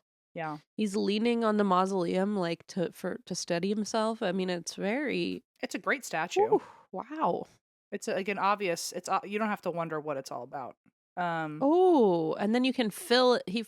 You can fill it with different flowers. Like he has like a spot in his arm where you can like fill it with a bouquet. Yeah, so he's holding his top hat and a funeral wreath, and I think you can put Wow. flowers in the wreath. And then he's also holding a key to the tomb, I think. Wow, this is something else, man. Which like and I like that the statue, I know I just brought this up, but the statue was built by someone who was still alive. I like that he was able to approve it. Like this is exactly how he wanted it to look. Oh yeah, he's like that looks just like me. Yeah, he's like, I get it. Nailed it. Oh, inside there's like a little baby Yeah, he statue has, playing. yeah. Oh, that's sad, dude. Yeah. It's very, very Ugh. sad. This was just the mausoleum across the street. At the same time, remember, he's also doing construction, building his wife's dream home across the street. Right. And when that was done, they were built within like 1 or 2 years of each other. They were finished. But the mansion was 21 rooms. It had 16-foot ceilings. It had every kind of room you could imagine. It had music rooms, grand parlors. It had oh my God, why can't I imagine a room? It's got that. Then it has a wraparound porch. You know, I love a wraparound porch. It has a tower. You know, I love a tower. Love a tower. Ornate wallpaper. It had electricity. It had temperature Wow. regulated running water, which was unheard of at the time. It had baths. It had porcelain sinks. It had stables. It had fire hydrants on the property. It was Wow. very, Oh my word. very state of the You art. thought of everything. So, fun fact, this was designed by a guy named G.B. Croft, who I think you would have wanted to use for your own house because his designs, he was known for, I guess, making Victorian mansions, but they were specifically extra haunted looking. Yeah, I love that. He was known to make exaggerated Victorian buildings. So I think the one of the sites I looked at said that he would build things a little extra jutted out so when the sun hit it right, the shadows were more intense. Sharper and stuff like that. angles. Oh, I Yeah. love it. I love it. Love him. So anyway, fun fact, it was designed by that guy. And sadly, because he wanted this to look like his wife's dream home, even though his family was no longer with him, he still put in all the bedrooms that they would have wanted. Oh, wow. So this is sounding very Sarah Winchester, you know? Yes. Yeah. They would have Like- probably done well in group therapy together. Right, like not letting go of your grief, you know, for better for worse. Yeah. Yeah. John Bowman had multiple bedrooms built into the home, at least 4 of them, which we assume would have been for his family, and a guest room. And despite the fact that this is like the saddest quote I saw on any of the sites. This mansion was built for a man who had no family. Oh My dear. God, it was so sad. Despite that, he built all those rooms, and again, this was when spiritualism was very normalized, and so it's rumored that around the time John began talking to close friends and staff about the afterlife a lot. Very Sarah Winchester. Good catch. It is. I can't stop thinking about it. It seems that he maybe built Jenny's dream house and so close to her and their daughter's bodies, because then maybe they would be drawn to the house, or it'd be easy for them to find him again so they could all be reunited. Like as ghosts? As ghosts, I guess, just so that they could be with him. Okay. Other rumors are that he actively got into studying the occult and he was looking for ways to bring his family back. And I don't know what that means, but that's the rumor. Okay. He used the house as a summer home, basically, and he used it to like entertain friends sometimes. So he wasn't there all the Come on time. over. Come on over. Look at the Come on mausoleum. over. It's a really normal, happy, not at all sad time. Don't look in the bedrooms. Don't look out the window to Yeah. the cemetery. That looks like me, but it's not. Yeah, actually, the statue, we're going to have people cover that up when you come over. It's a perfect 'cause replica of me, if I'm you're gonna have to asking. explain myself otherwise. Yeah. When he wasn't there, he had staff offer tours. So it was already like a museum when he Oh wow. was alive. He was really prepping for what was going to happen after He's the like fact. quite a businessman, though. He's got it down. He was like, if I'm going to do this, and Mhm. I'm not, I might as well make some money off of it.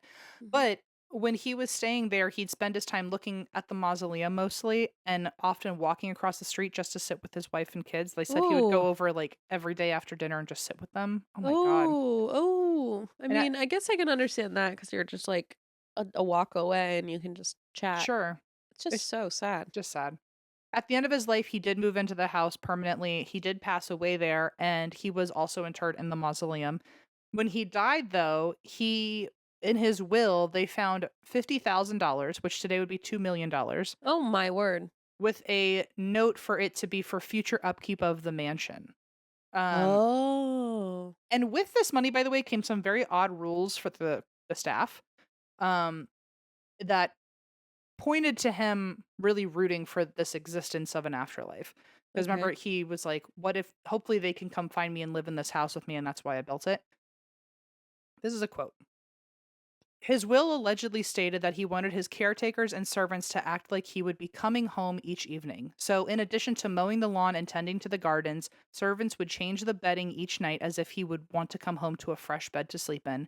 Fires would be lit, and the cooks would prepare an elaborate meal which would be presented in the dining room, just in case he showed up unannounced one night and wanted a warm supper From the dead? from the dead. So, Oh dear. Oh dear. Okay, this is becoming a little bit rough. I think he was thinking, because my understanding was that it was like the table had to be set for 4.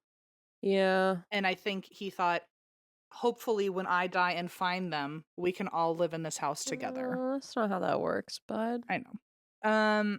Also, like, what do we do with the food then? Did the staff go like, I it's been hope they sitting get to for eat 20 it. minutes. Can I Yeah. I have it? mean, it just feels so like strangely wasteful in a weird way. I don't know. Yeah, and I hope that maybe they didn't have to cook meals, but they just had to set the table, and then it's like symbolic of like, oh, they could have dinner together. But it sounds like cooking fucking Didn't meals. it say elaborate meals? Yeah. It was also allegedly stated that this would be done, like I said, for the whole family, including his wife and daughters, and the table would be set for all four, so that if they found each other on the other side, they could all come home and have family dinners Oh, together. But in 1953, the funds of $2 million finally ran out after over 60 years, wow. which means over 60 years of your job being putting out food for people who won't eat it. That's Oh crazy. dear. Oh dear. Items in the home were auctioned off. No more dinners were longer made, and the mansion was basically rented out to people. And eventually, Wow. it was handed over to a couple who converted the mansion into a quote haunted bookshop. Okay, but imagine the day he does come back and he's like, "Where the fuck is my my veal food? veal cutlet? What the fuck?" Yeah, I'd be pissed honestly if I'd be like, "Where'd the money go?" And we'd be like, "It's been 60 years, dude." We've literally fed you 60 times over. And also in today's world, $2 million would get you like a year of food. For sure. Yeah, $2 million. 60 years is wild. Insane. I'm surprised that that it lasted that long. They should have. It would have been fun if they could have made it last 100 years, and then like the centennial was like the final meal. Oh, the Last Supper. I would make it a themed party. I'd be I like, know you would. one last time. That might be when he shows up. Can't resist. That'd be so nice. Mm-hmm. I'd be so honored. I'd be like, he showed up for my party. Oh my god. Aww. The house is now maintained by the local historical society and holds tours and open houses for people throughout the year. But the mausoleum and cemetery are open to the public, where you can see the mansion across the way. You can see the statue, which, by the way, is covered in the winter in case you're going there to see it. It seems that today the house is haunted, and maybe John was right that his family has finally reunited I mean, and it seems they like he live in the put house that energy. together. Like, he put that energy so much into it. It wouldn't surprise me if there is some lingering energy of the whole family. 100%. I feel like if that doesn't work, I don't know what would at this point. Exactly. Because like Like to to conjure manifest something. Yeah. before death and then after death be Mhm. living out your own, it would And be to really believe it and like act on it and spend money on it and put resources and time and energy. And you're 100% right. The manifesting of that is insane. cinematically. This would be a wonderful movie. TM. TM. People claim to see a flickering light in the windows now, as if someone's walking through. Aw. People feel someone watching them on the stairs. People have seen shadows moving around them. They hear conversations when nobody is speaking, including, this is how the movie would end, a man, a woman, a younger woman, and a baby all talking with each other, as if they're like all reunited. People also hear a baby crying and see a woman walking through the mansion as if going about her day. So like she's finally getting to live out what she would Wow. have. One source said that staff have straight up seen the Bowman family all gliding through the rooms together. Oh. And when the building has been leased out, one family's husband was skeptical, but his wife and daughter swore that the place was haunted. They would wake up to a woman standing over their beds. They would wake up to hearing a baby crying, and they couldn't find the source of it anywhere. On one tour that happened at this house, a little girl stuck her tongue out at a painting, and the painting threw itself off the wall and hit her in the face. Now that is some Scooby-Doo shit. I love it. I'd be like, don't disrespect me. Yeah. I'd be like, I've been waiting for someone to stick their tongue out at me for hundreds of years. I like how since the 1800s, sticking your tongue out at someone really is like I guess such so. Maybe it meant something way worse back then, maybe. I wonder what where it first came from. Like, what's the origin to sticking your tongue out at somebody? Maybe it's just innate. Interesting. Maybe Yeah. it's just like an innate Bleh. reaction. There is a dark stain in the house that people think is blood. Oh. Which would mean that it has to be John's blood because nobody else ever lived there, or someone who had an accident and didn't tell anybody on the tour. But apparently, if you step on that blood stain, people feel incredible dread. Yeah, I mean, I would argue most blood stains I step on wouldn't bring me joy. You know what? Why the fuck am I reporting this? That's a great point. That's a great point. I'm just here to like be, it's sort of like The View. You're right. I Just like love a that. sounding board, you know. Who on The View would you be? I've never seen it in my life. I have no Okay. clue. You'd be Christine. Got it. I wouldn't be on it because they'd be like, you know nothing of what's happening. Well, police have been called by locals thinking that somebody has gotten into the house after hours, but nobody's ever found. And one time a couple's car broke down in front of the house. They saw a light was on in the house. They went to go knock on the door for help, and they didn't hear anyone on the other side, and the light turned itself off in the window. They're like, shh. They were like, fuck! That's me when the like people door to door come to the door and I'm just like, if I slide really slowly down the wall, they'll never know I was here, and they're staring right at me, you know. I know they're from a different era, but they're very meant for today if they're like, who the fuck is at the door? For real. Like immediate panic when the doorbell rings. As they finished fixing the car, though, in horrific news, they heard heavy breathing next to them, and then the trunk opened itself, slammed itself down, and this is a quote, then one by one, all 4 doors opened and shut, and the hood was slammed down. One by one. Oh, that's upsetting. Talk about cinematic. That's some Stephen King much. shit. Yeah. Too much for me. When the building was a bookstore, the owners tried to sleep upstairs a few times, and after like 2 times, they never came back. Wow. They were like, we heard so many doors slamming, so many footsteps on the stairs. They could Ooh. never stay the night again. In fact, once it was dark, they would close up shop and just go home. And I'll end on this quote from the owner of the bookstore. He said, as soon as the sun starts to go down, everybody is asked to leave and we take off too.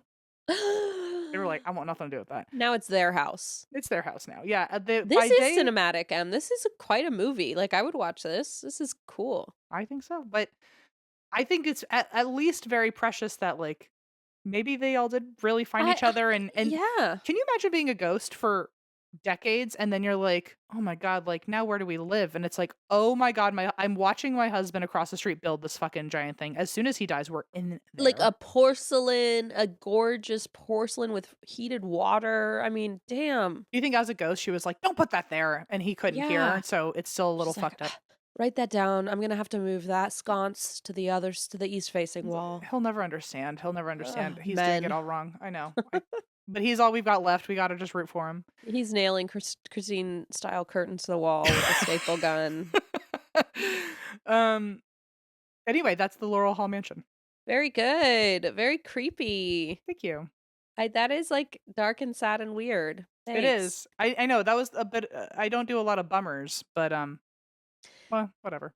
You know, it reminds me of all those stories we've heard that I feel like maybe they are not less common, but I feel like back then, if you had such a, I mean, there was a lot of tragedy, but if you had such a tragedy where you lost both of your children and your wife, and you didn't have like the resources, an outlet, you're a man, you don't have like a therapist, you don't have like a group of buddies who are going to be open and like help you heal. You know, it's just like, what are you going to do? You have to have an outlet, and there wasn't like the internet and like, so like, right. You don't know what to do. If you were to go talk to somebody, you'd have to wait like 2 to 3 weeks for their letter to get to you. It's like, so of course you fixate, right? You're like fixating on this project. Like this'll help because it'll like make a place for us. I mean, it's sad, but it's like kind of very human. Oh yeah. If something, even with all the resources I currently have, if my entire family died, I can't promise I wouldn't lose it. Right? Yeah. And then you think about back then, it's like the lack of resources, the different time culturally. Oh yeah. Oh. And it was probably encouraged back then if this was like the Victorian mourning period, they were like, oh, he's doing it right. Sure. You and know? if he's putting money into like the town and making, yeah, they were like, be sad, keep being sad. You're doing great. Really good. Yeah. Oh wow. Sorry, Wow. I didn't mean to interrupt you so many times there, but no, what a story. Thank you for sharing. I'm gonna go blow my nose because I'm sure everyone's really sick of hearing me like try to quietly clear my throat. But after that, I'll get out GhostTube. Maybe we can see who's around. be wonderful. Who are we gonna talk to again? John Bowman. Oh, we were gonna talk to him. Okay. We can talk to whoever you want. Okay. Okay. BRB. We have said it before, but we cannot be more grateful for Mint Mobile. They have been so helpful to us when we were on the road. That really was so wonderful to have. Before that, we were really struggling. Stopped paying way too much for wireless just because that's how it's always been. Mint exists purely to fix that. And same coverage, same speed, just without the inflated price tag. It really has been such a gift to us. We hope you also use it. It really, I hope that you no longer have to struggle. And with a 7-day money back guarantee and customer satisfaction ratings in the mid 90s, Mint makes it easy to try and see why people don't go back. If you're ready to stop paying for more than you have to, new customers can make the switch today for a limited time and get unlimited premium wireless for just $15 a month. Switch now at mintmobile.com/ATWWD. That's mintmobile.com/ATWWD. Upfront payment of $45 for 3 months, $90 for 6 months, or $180 for 12-month plan, guaranteed $15 a month equivalent. Taxes and fees extra, initial plan term only. Only 50 gigabytes, may slow when network is busy. Capable device required. Availability, speed, and coverage varies. Additional terms apply. See mintmobile.com. So I don't own a cat, but everybody in my circle owns cats. My childhood best friends own cats. My mom owns cats. Actually, my mom has the litter boxes in my room. Thanks so much, Mom. And every time I go home, she goes, I hope it doesn't smell like litter in there. And it always does. So what I'm going to do to prevent this problem from now on is I'm going to get my mom Boxy Pro. What makes Boxy Pro different is that in their cat litter, their formula has probiotics in it, which stops the bacteria that causes those odors, so you never have to smell your litter box ever again. So that means Boxy Pro keeps the box continuously odor-free infinitely, and all you have to do is scoop off the top. There's no dumping anymore, and no wondering if your house smells gross to guests. So, Mom, you are welcome. And if you are like my mom and you're like, I hope it doesn't smell bad, get Boxy Pro, and you don't have to worry about that. If you are tired of switching litters looking for the one, get Boxy at BOXIECAT.com. It's the last litter you'll switch to. Enjoy 30% off with code DRINK at boxycat.com/drink. That's BOXIECAT.com/drink. All right. Thank you, everyone, for coming to this week's musicale. That is I gotta Mr. Bill. say, we went in yap talking, hoping to talk some ghosts. Not a single fucking ghost shut up, but M played the theme song for a former tenant of the home they live in. Yeah, resident of the home. Someone who lived here before me had quite his own theme song. quite the singer-songwriter. So And we did get to listen to that, and the ghosts had nothing to say. I think they bounced. They're like, that's They're too probably much. out over it. Yeah. All right. Well, I bummed you out for once, so I'm just really hoping you brought nothing but happiness today, Christine. I'm so glad that finally, for once, I can say, just kidding. I brought a really horrible story today. I'm gonna blow my nose real quick. Sorry, Jack. Every time I blow my nose, I'm so sorry, but just cut it out. Sure. Christine also did a really, I'm assuming, very good job on her notes because they apparently are very long. They took a long time to get through. There was like at least 15 pages worth of notes. And so it took a lot of study. And Oh my word! I'm proud of you. I don't even know Thank you. what your topic is yet, but Christine sounded stressed about it. So we're going to give her a round of applause. Thank Yay. you so much.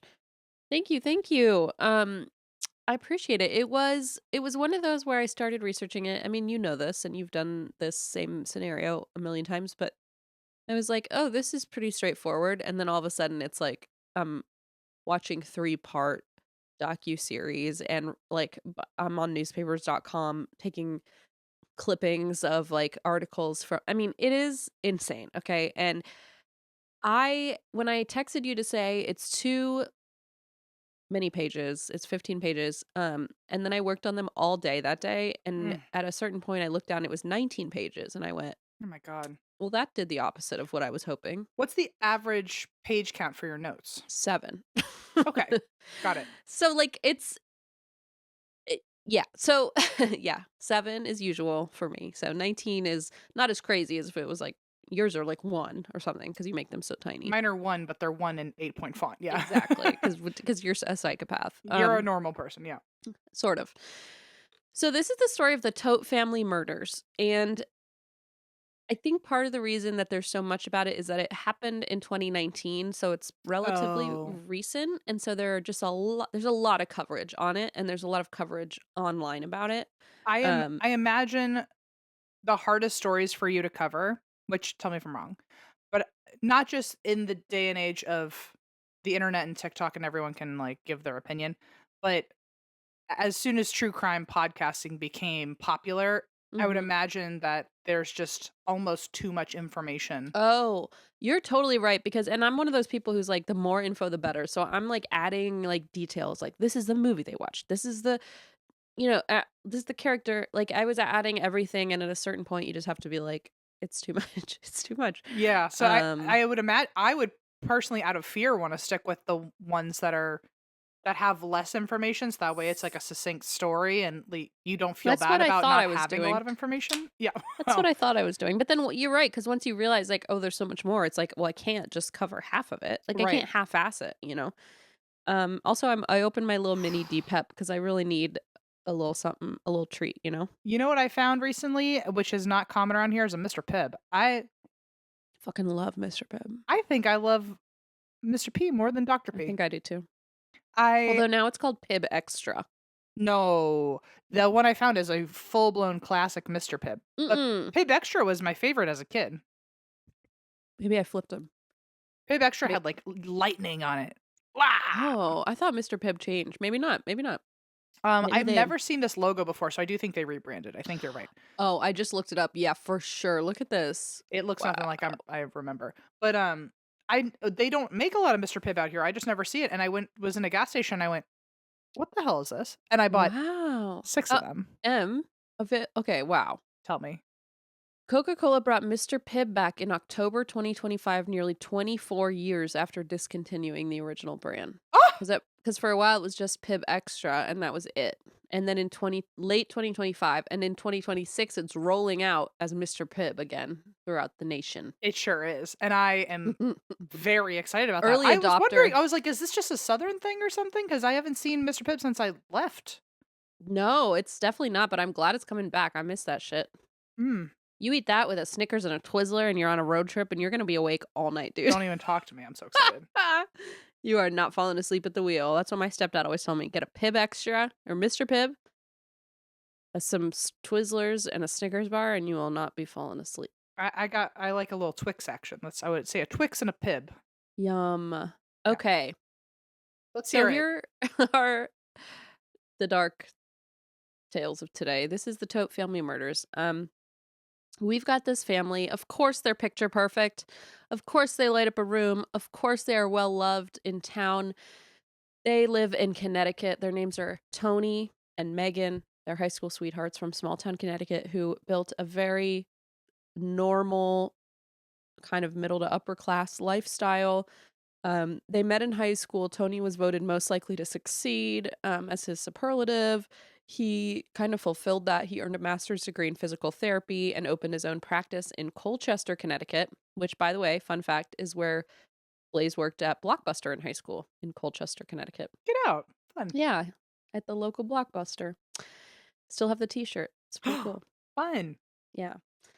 So Megan, who also held a degree in physical therapy, was described by her friends as a gentle, kind-hearted soul.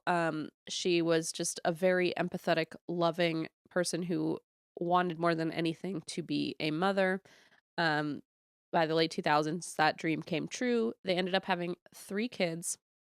It was Alexander, also known as Alec, Taylar, and Zoe. They were a very beloved family. You know, he coached youth soccer. He volunteered at like a special needs school. He just like a very in the mix kind of family. Megan homeschooled the kids, but was very, very insistent about taking them places, traveling with them, cultural things, to travel, to meet other kids. So they were still very social, even though they were homeschooled. Around 2017, the Todts made a big life change that, in hindsight, marked the beginning of kind of their downfall. They moved from Connecticut to the town of Celebration, Florida. Mm. Do you know much about this town? My mother's obsessed. Really? She's obsessed with. My God. That was one of her big like retirement dreams. She's like, one day maybe I'll just move to Celebration, Florida. I'm like, okay, girl. That is the most like Reagan era nonsense I've ever heard. She, stuck in her ways sometimes. Celebration. Okay, so if you're not familiar, it's basically an upscale, master planned community originally conceived by the Walt Disney Company. It's like right near Disney World. It's like this storybook type town. The idea behind it was it's basically a social experiment, is what it was Hmm. described as. Like it's the your mom would just waltz right into a social experiment on purpose. Happily. And then she'd go, Yeah. I don't really know what that's all about, but I'm She's loving like, this. and I do not care.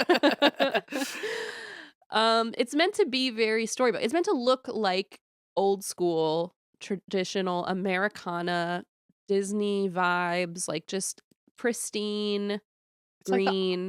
the chance to live in Disney World. Like if you could, Yeah, it's like it correct. looks like you're living on like I imagine Main Street, USA. Yes, and even the hospital is like disguised as like an old-timey hotel. Like, it's just really something else. As someone who loves sets, I'm not gonna sit here and pretend like I wouldn't fucking eat that up. Oh, I'm fascinated. I mean, it's fascinating, and especially because it was created by this sort of like over committee who like kind of secretly it's a little creepy. Like the whole thing is a little creepy the way it was created. But, everything's very whimsical. It's meant to encourage community, and they have like these little courtyards where people can gather, and, apparently from what I saw, you can get from there to inside Disney within 6 minutes. So Holy like, shit. yeah, it's built It for Disney heads. it really Okay, is just an extension of Disney. It's correct. just okay. And I it's no longer owned by Disney. They mm. sold it, but it was originally owned by Disney. Now it's just like right next to it, and it sort of still vibes that same way. Imagine working at that hospital and like you need full access to like people rolling in gurneys and there's just tourists coming in to take Oh pictures. my god, and there's just like Robin Williams like in what's that movie? Is it Patch Adams or Patch something? Adams with a clown nose, and you're like, "No, this is a real hospital, please. Like Get this is out of here. not a theme park anymore." Um so they moved there, and they bought a home on Reserve Place in Celebration. They wanted to kind of have this like sunny, warm Florida dream, much like Linda. But of course, Tony, he's still working, so he's still tied to Connecticut in this way. He continues to run his physical therapy clinic up in Connecticut. Then he would commute down to Florida, which is not unheard of, especially if you have the money for that kind of thing. He would fly down on weekends to be with his family. So that often meant he spent weekdays alone in Connecticut and weekends with his family in Florida. So I know I already kind of hinted at this, but in Connecticut, the family was very socially engaged, very active within their community. But in Celebration, neighbors didn't really know them as well. They were more withdrawn. They kind of kept to themselves. They didn't dislike the family, but they just didn't know too much about them. They did know that Megan was a trained yoga instructor and physical therapist and was homeschooling her kids.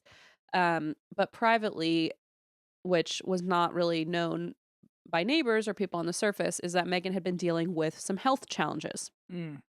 So, in 2017, according to Tony, during one of the family's frequent trips to Disney World, she was bitten by a tick and contracted Lyme disease. Fuck. Yeah, and this became chronic, and Tony would later claim that Megan's health never fully recovered, that she suffered persistent pain, fatigue, even miscarriages, which led to bouts of depression. By 2019, some friends had noticed Megan had lost weight and become more subdued, like a less bright version of herself. Tony also started to change. He had once been like very fit and energetic and active, but very quickly he had gained a significant amount of weight. He developed type 2 diabetes, Oh. which he attributed to stress, uh, and things were struggling. And do you have a guess? Because I'd forgotten that I wrote the notes in this way, but it's an interesting question. Do you have a guess as to why, like, her health decline appears to be related to The the Lyme Lyme disease. disease? Do you have a guess as to what Tony's health decline has to do with? I would just guess something hormonal. I have no idea. Money. What? He was crashing and burning financially. So he is Oh. gaining weight, he's developing diabetes, he's stress eating, he's not taking care of himself, he's not Got it. sleeping. His cortisol, I imagine, is through the roof. This fucking guy, classic story, finances can fuck you up. He was grappling with a full-on financial crisis behind closed doors. In April 2019, federal agents from the U.S. Department of Health and Human Services opened an investigation into Tony's Connecticut physical therapy practice for healthcare fraud. Auditors discovered that Tony had been billing Medicaid and private insurers for therapy sessions that never happened, effectively charging patients for care they never received. Dang. Yeah, So it's just a lot of fraud. a lot of fraud. Okay. A lot of fraud.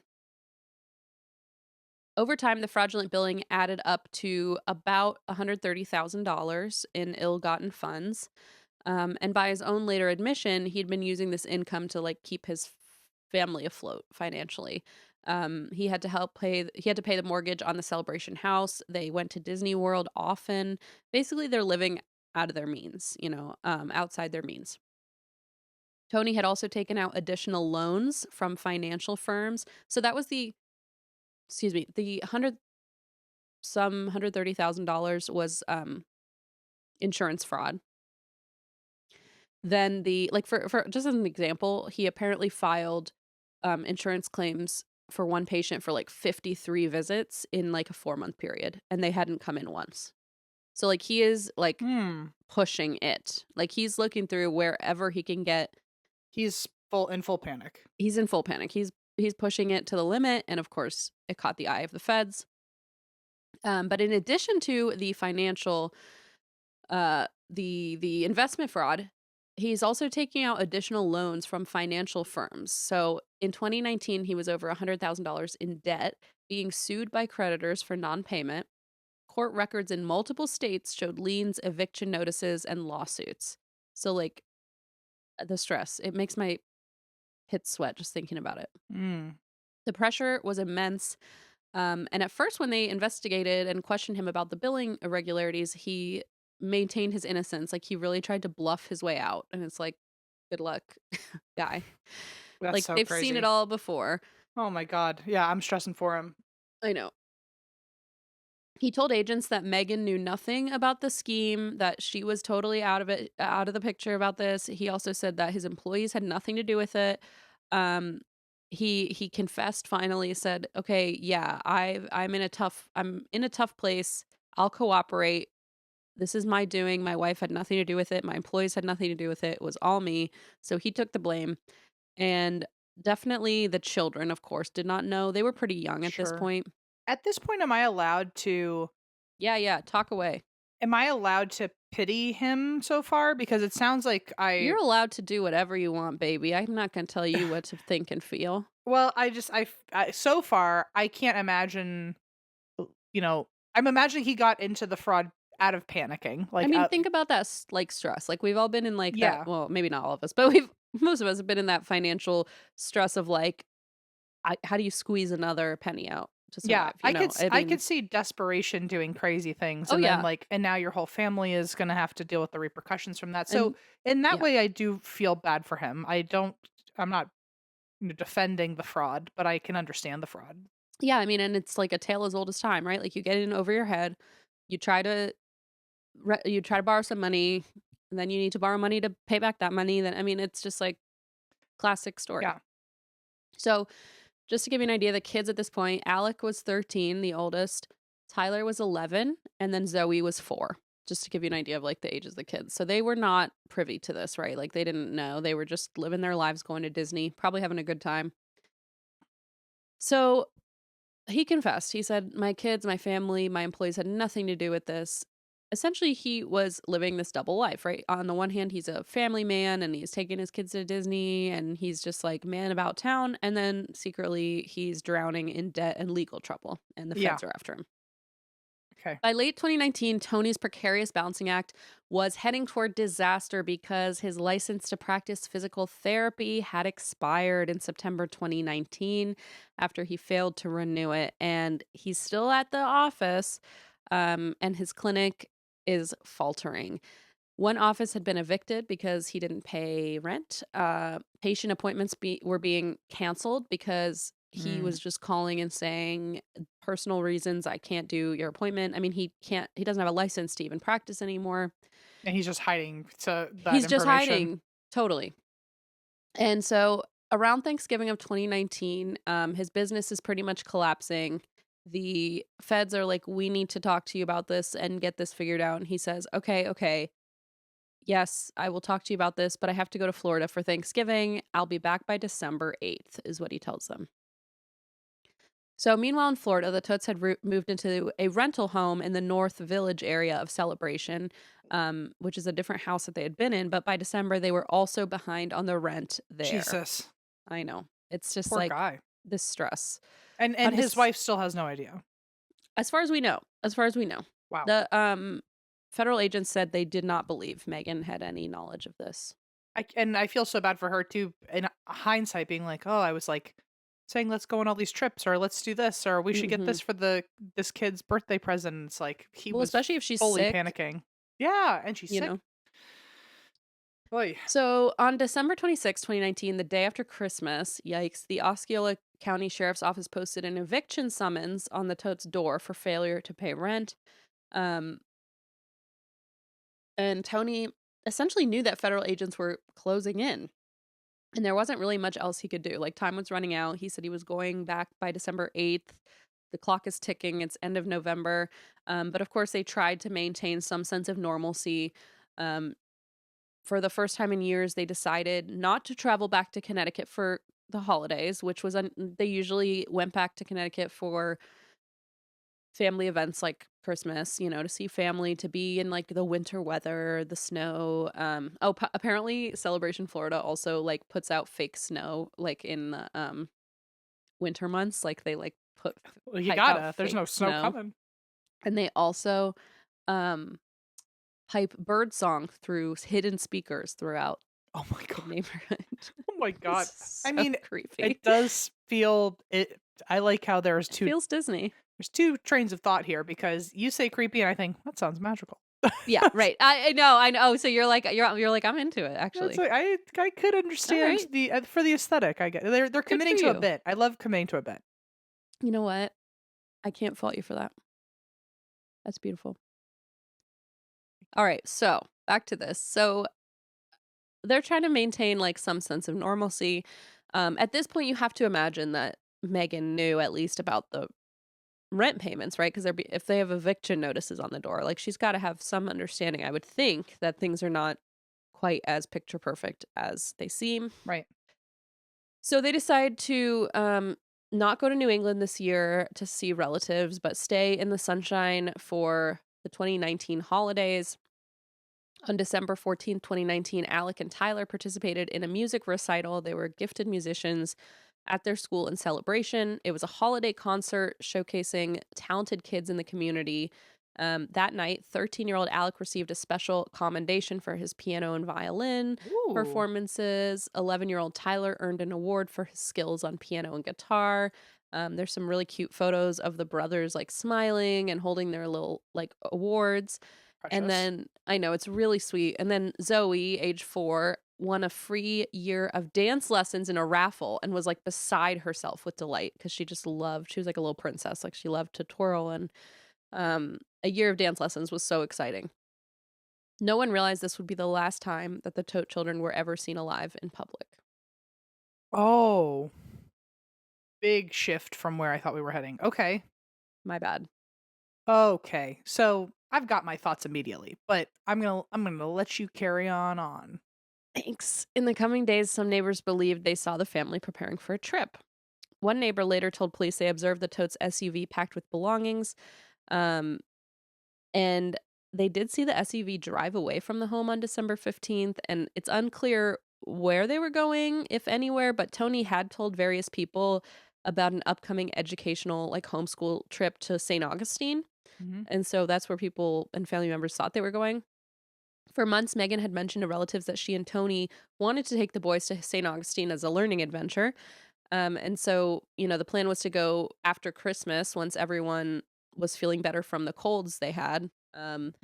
So as the Christmas 2019 approached, the Todts' communication with extended family became like a little bit dicey, like sporadic, and a little bit off, right? So about a week before Christmas, Megan's aunt in Connecticut, Cynthia or Cindy Kopko, received a text from Tony. So this would be her niece's husband, her nephew-in-law, received a text from Tony that struck her as a bit unusual. Tony told Cindy that the family was leaving for a short vacation and would be going off the grid, and that they would be turning their phones off for a while. Uh-oh. I know, red flag. He specifically said not to worry if no one could reach them. Given that Cindy was both Megan's aunt and godmother and one of her closest confidants, this was a little bit jarring. It wasn't like unheard of. Like she was like, well, I could picture them doing like a tech-free getaway with the kids, right? Sure. Something like that.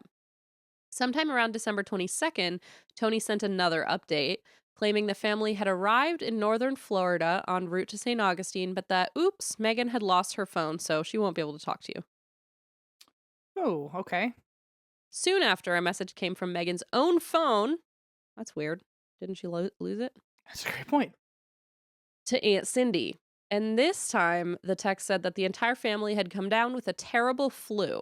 Quote, they've had the flu for probably a couple weeks. They were really down and out during Christmas, is how Cindy later remembered the message. The text explained they were delaying the St. Augustine excursion until everyone recovered. Which is like, weren't you just on the way there and then you lost your phone and now you're home and saying you're delaying the trip? It's just weird. It's all weird. Mm-hmm. It said, we're just going to wait till we're over this and then we're going to head out.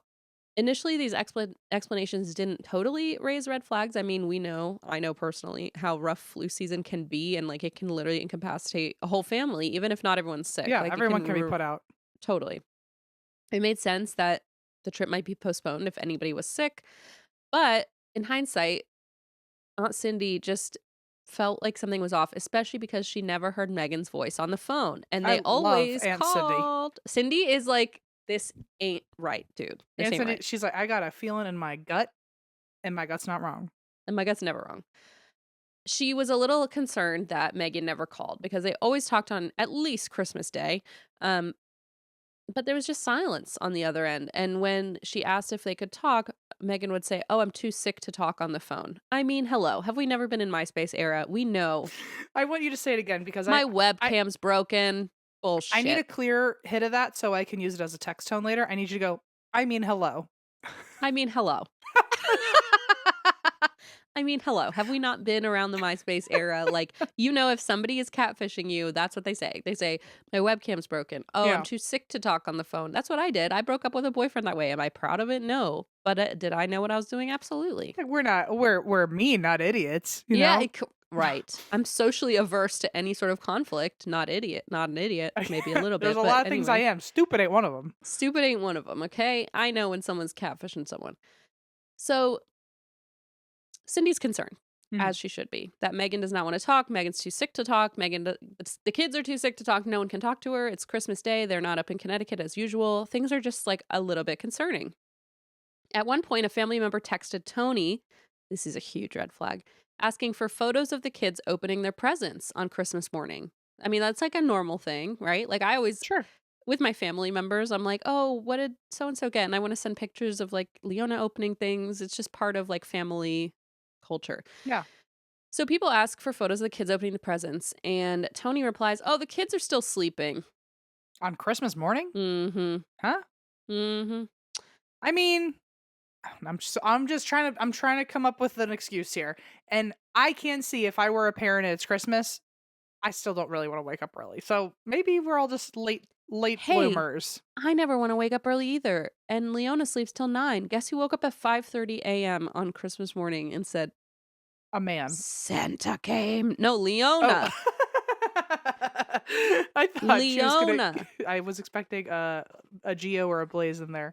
No, a Blaze was incapacitated with the world's worst super flu, and I was Santa. Man. It was a nightmare.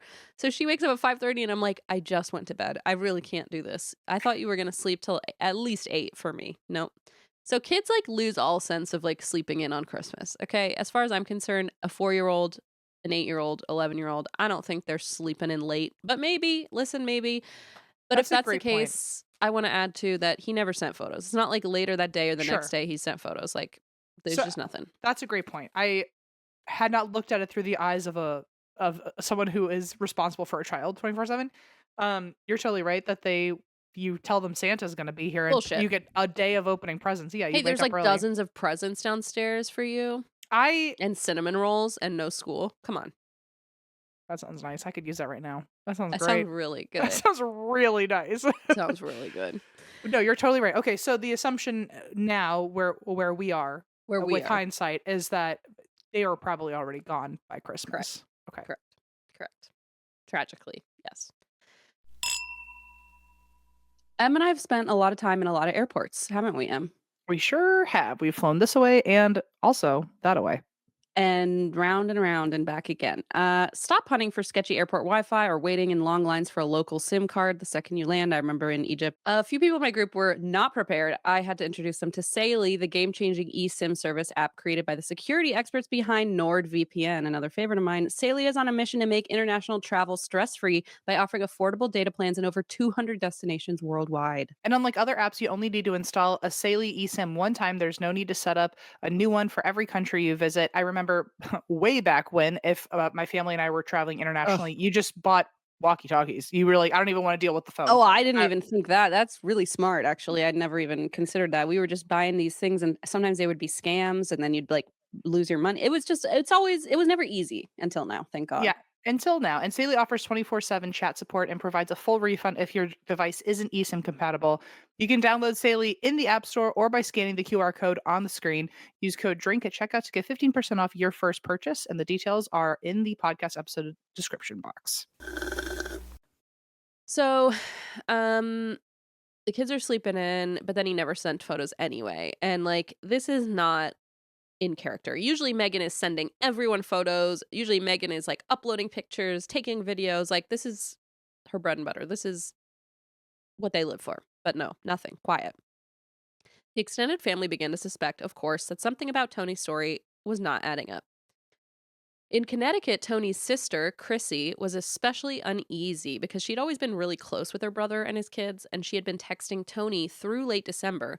And at first he said, we have the flu, we'll be fine. But by the last week of the year, his replies kind of stopped. Mm-hmm. And she started to get worried. So December 29th, 2019, Chrissy was too worried. She placed a call to the Osceola County Sheriff's Office, asking them to conduct a welfare check.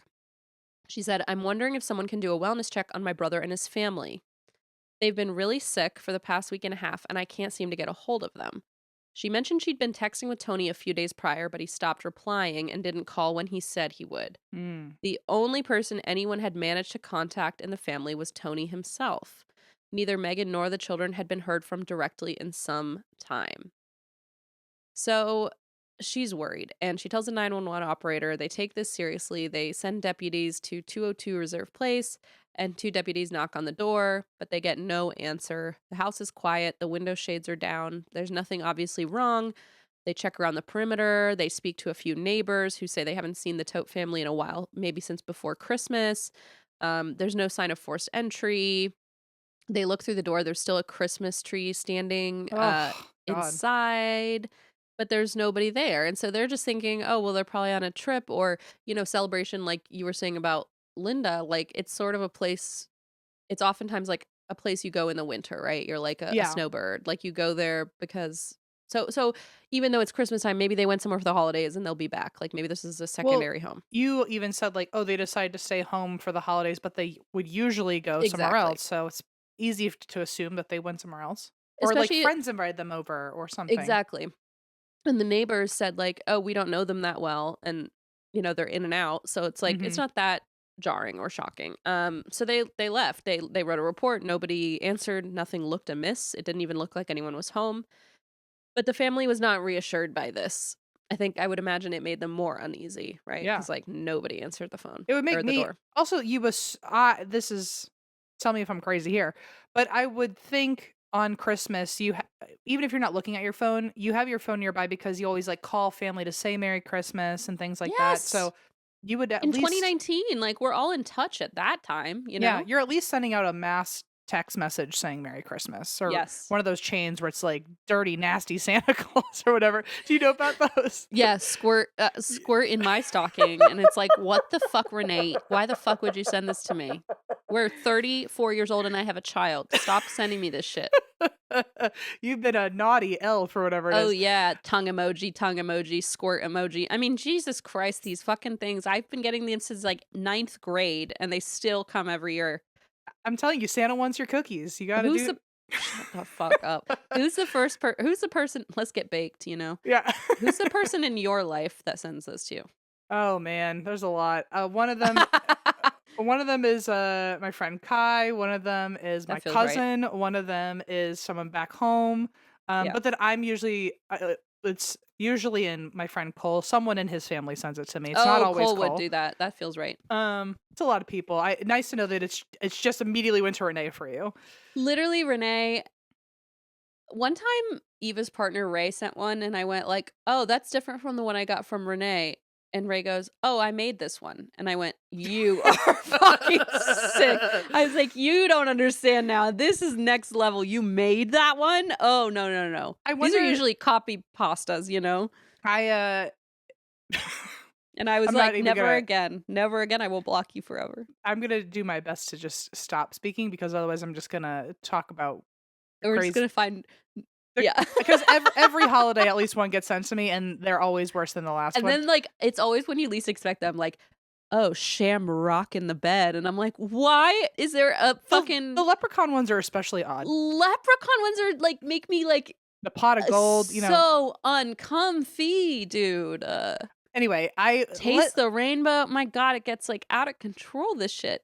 just to If you guys don't know what we're talking about, consider yourself so lucky that you don't have... like disgusting friends. psycho friends. Because like for me it really is just mostly Renee, but she will send like I'm assuming get them from probably 16 of her friends, because that's just the kind of circle she rolls in circles like you do, Love that. and then forward them to people who they know are gonna feel uncomfy. And they're always these weird long diatribes with a lot of emojis, and they're just like deeply uncomfortable. It's like they try to be and as graphic. X-rated as possible. It's like the Yeah. old email chains where it's like, if you don't send Yes. this to 6 people, Forward then this bad to luck forever. And it's so then you just go. Then Anyway, Santa's elves won't blow you, and it's like, what? I don't want that. to reel it back in, all this to say, in 2019, one of those was probably getting sent to her phone or something like that. Like Somebody- you have your phone available in 2019 Christmas morning to at least say hi to somebody or to see if okay. elves will blow you. You know, You got to know. And honestly, you think about it too, like you're in group chats, right? Like they're so sociable with their town, with their neighbors, with their family, extended Yeah. family. They're in someone group chats. has to know where they are, or be able to reach them to say Merry Christmas. You'd think so. And like if they're in a bunch of group chats not responding to a single one, like that's just shady. So Chrissy calls for this welfare check. They go there, they don't notice anything, but the family doesn't feel particularly reassured. Over the next several days, multiple parties were trying to locate the family. The property manager of the home in celebration grew concerned, especially after finding a Facebook group called Finding the Todt Family. Like someone was looking for them. And she, the landlord, found this Facebook group and was like, oh shit, because she was trying to get the eviction notice to them and say like, you owe us rent. And now she's seeing like, oh, I don't even know. And she knew, of course, that they had kids. So she's starting to get really worried. Yeah. The property manager contacted authorities separately, asking them to check the house, mentioning nothing had been heard from the family. And so multiple people are reaching out to say like they're concerned. Meanwhile, up in Connecticut, federal agents are actively hunting for Tony, not because of the missing persons reports, but because his fraud case, ding, ding, ding, it's well past December 8th. Remember when he promised he would be back, and now it's after Christmas. And they're like, That's bad.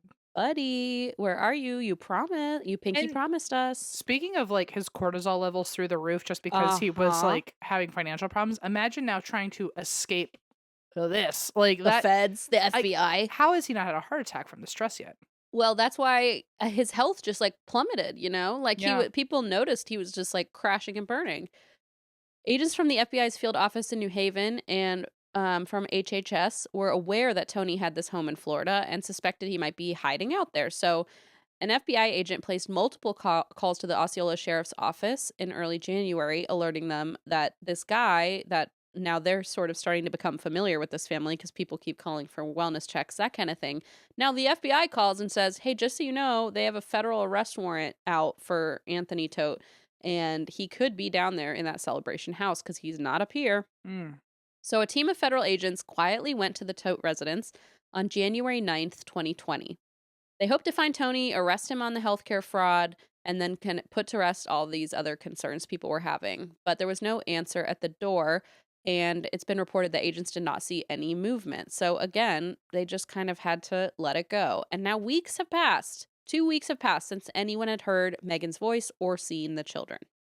At that point, her sister has got to be like in PI mode and Oh just. my word. So it's his sister and her aunt, just Oh, okay. for clarity's sake. But Thank yes, you. it only because it becomes more relevant who's related to whom later. But you're right. Like the dread must be People astounding. are absolutely talking around town now, being like, "Have Yeah. you seen them?" Really worried, especially because up there in Connecticut, like the employees are not being paid. There's just like fucking Mm-hmm. the appointments are canceled. He's gone. The kids are gone. I mean, the school is like school probably doesn't going to know where start they wondering are. soon. Mm-hmm. So on January 13th, 2020, things escalate again. That morning, Chrissy calls the police. She's in Connecticut. She calls Florida police. She's now sounding a lot more urgent. You can listen to these calls online. She tells the dispatcher that her worries have increased, and in the second call, she reveals a chilling new detail. She says, and I quote, "Just in conversations with my sister-in-law, Megan, was making a comment basically that the world is ending on December 28th, and nobody has talked to them," she said. So she tells them nobody had physically talked to Megan since December 26th, and that was just, I believe, a text message. So we don't even know if that was her.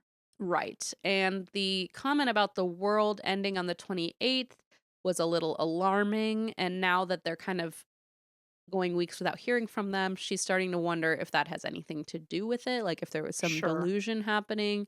Sure. Did she have mental illness in her? Not that we know history? of. No, Okay. no.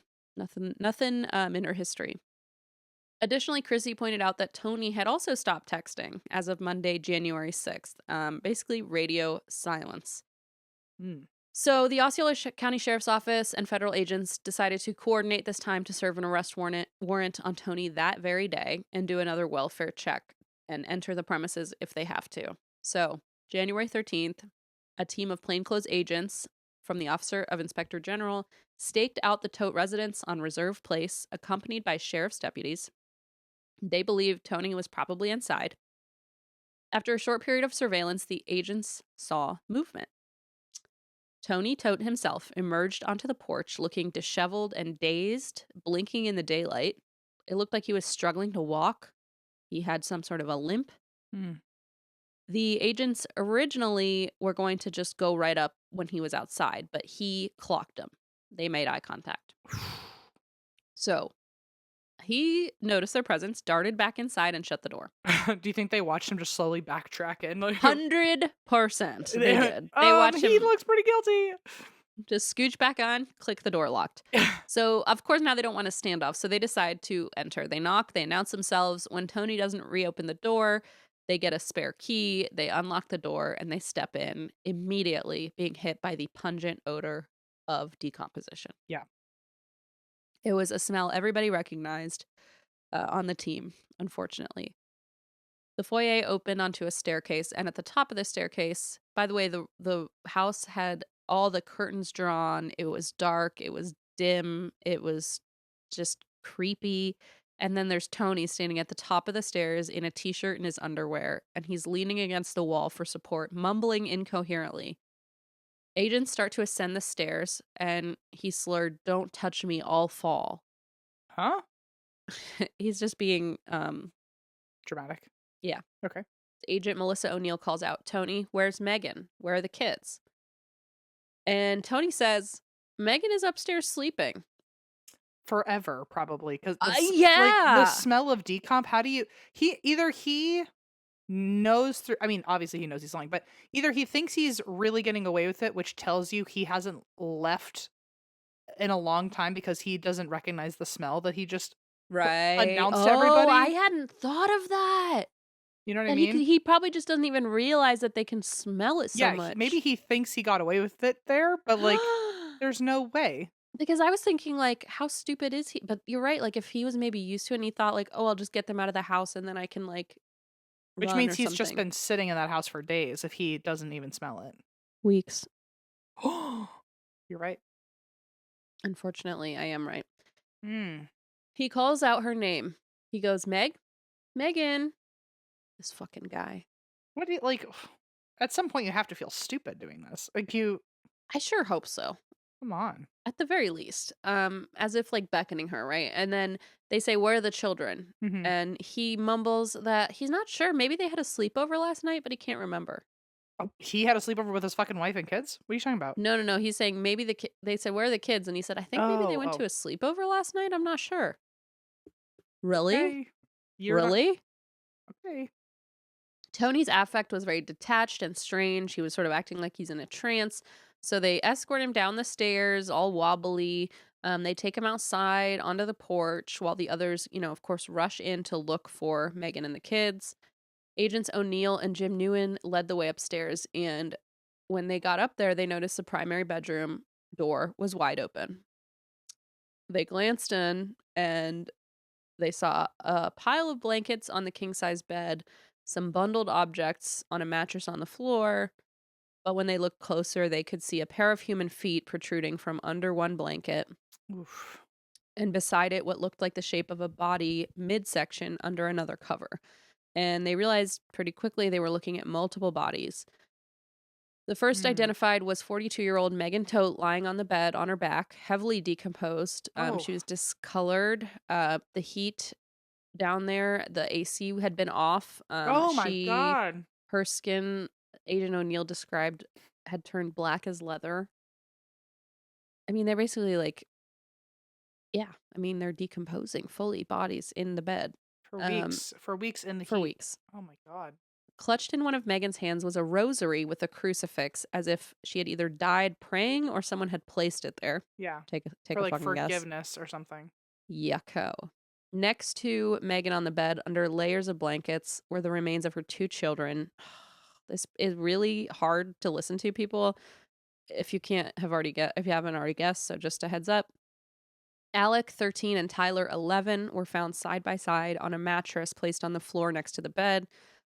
It appeared as though someone had moved the boys' bodies from their own bedrooms into their parents' room, laid them there, and then covered them with blankets and put a crucifix or rosary in their hands. It's like a symbolic funeral in some way by putting them all together. Also, probably to like keep the smell contained for a second at one point, and then by the time no, because he hung out in this room. They found snack wrappers. They found he had been just like hanging out in there. This is like the most fucked up version of the story I just told of the man building wanting a mausoleum. Oh, you're right. You're right. I hadn't even put that together. Except he did it right. He did it the right way. He But, didn't kill them. How heinous to be like, you have such a beautiful thing and now you... How do you even... This is not what's important, but I also can't get past... You are going to get so... Please ask. Because I have the amount...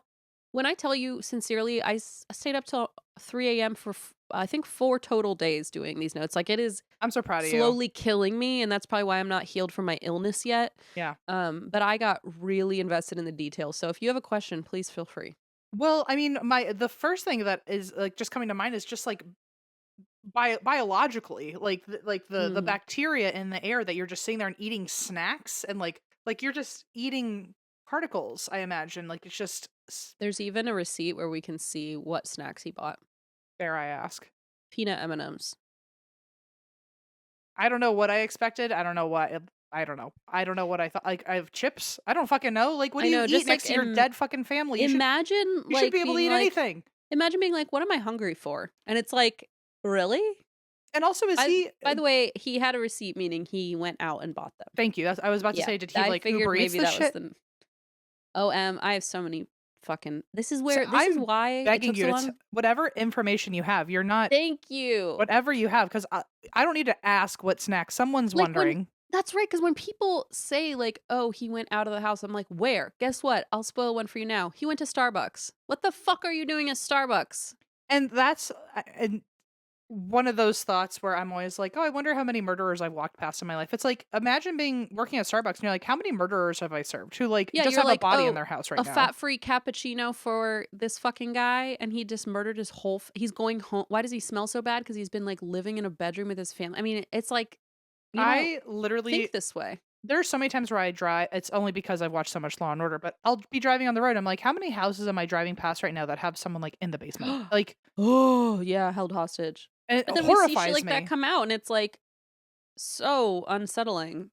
Like the chances It could are be true. at least one. If it's like, happening in Celebration, Florida, like the most like happy place on earth or whatever the fuck, you know, Yeah. like it's just really dark. I wonder how many people I've walked past that are like who need help and I didn't know. Like it's like, I don't know why I do that to It's kind myself. of haunting. But imagine being that Starbucks person later who's like, I fucking knew it. That guy smelled like a dead body. Like he's Yeah. like, and of course Something was wrong with this guy. Or even more unsettling, perhaps, I didn't notice anything was wrong. He was super friendly and fine. you are. In case you're like trying to withhold information to like speed up the story, people want the details. So like, Okay, good, because it's gonna But this I- is gonna be at the very least a two-parter. I'm sorry in advance, That's but it fine. has to be. But I'm also glad that you even said like, oh, he went out to CVS, because my first thought was like, were people coming to the house and didn't know or smelled it and didn't report it, or so that's good to know that he was leaving. But also, how can you, if I left my house and there were dead bodies in there and whether or not I was responsible for the deaths of them, I would be fucking out of my mind paranoid that someone was about to knock on the door and walk right in while I'm gone. This is that same thing that we always hit on, which is that people like this, they think that they're just gonna get away with it. Did he really think he was going to get away with it? Because it sounds like he Yes. was full blown panicking, knowing eventually he wouldn't be getting away with it. And how do you think you're going to get away with it when like people are, do you really think people aren't going to ask where they fucking went? Like, what was Literally. your plan? I don't don't get it. understand. I don't get it. If you lived in the middle of bumfuck nowhere, and nobody, and they had no friends, you would successfully isolated all of them. You told everyone that they died years ago or something. Maybe you'll get away with it Maybe. for a few years, maybe forever.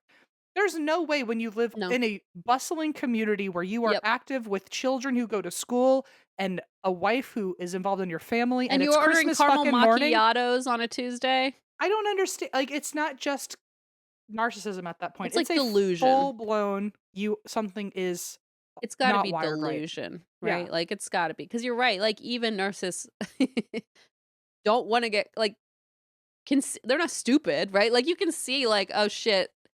Yeah, exactly. No, that's a really good point. Like when you think like it did not cross your mind for a second that someone was gonna wonder ever. don't worry. Here's where I tell you that he's got it all figured out. Oh my fucking god. Okay. I know. I know you're wrong.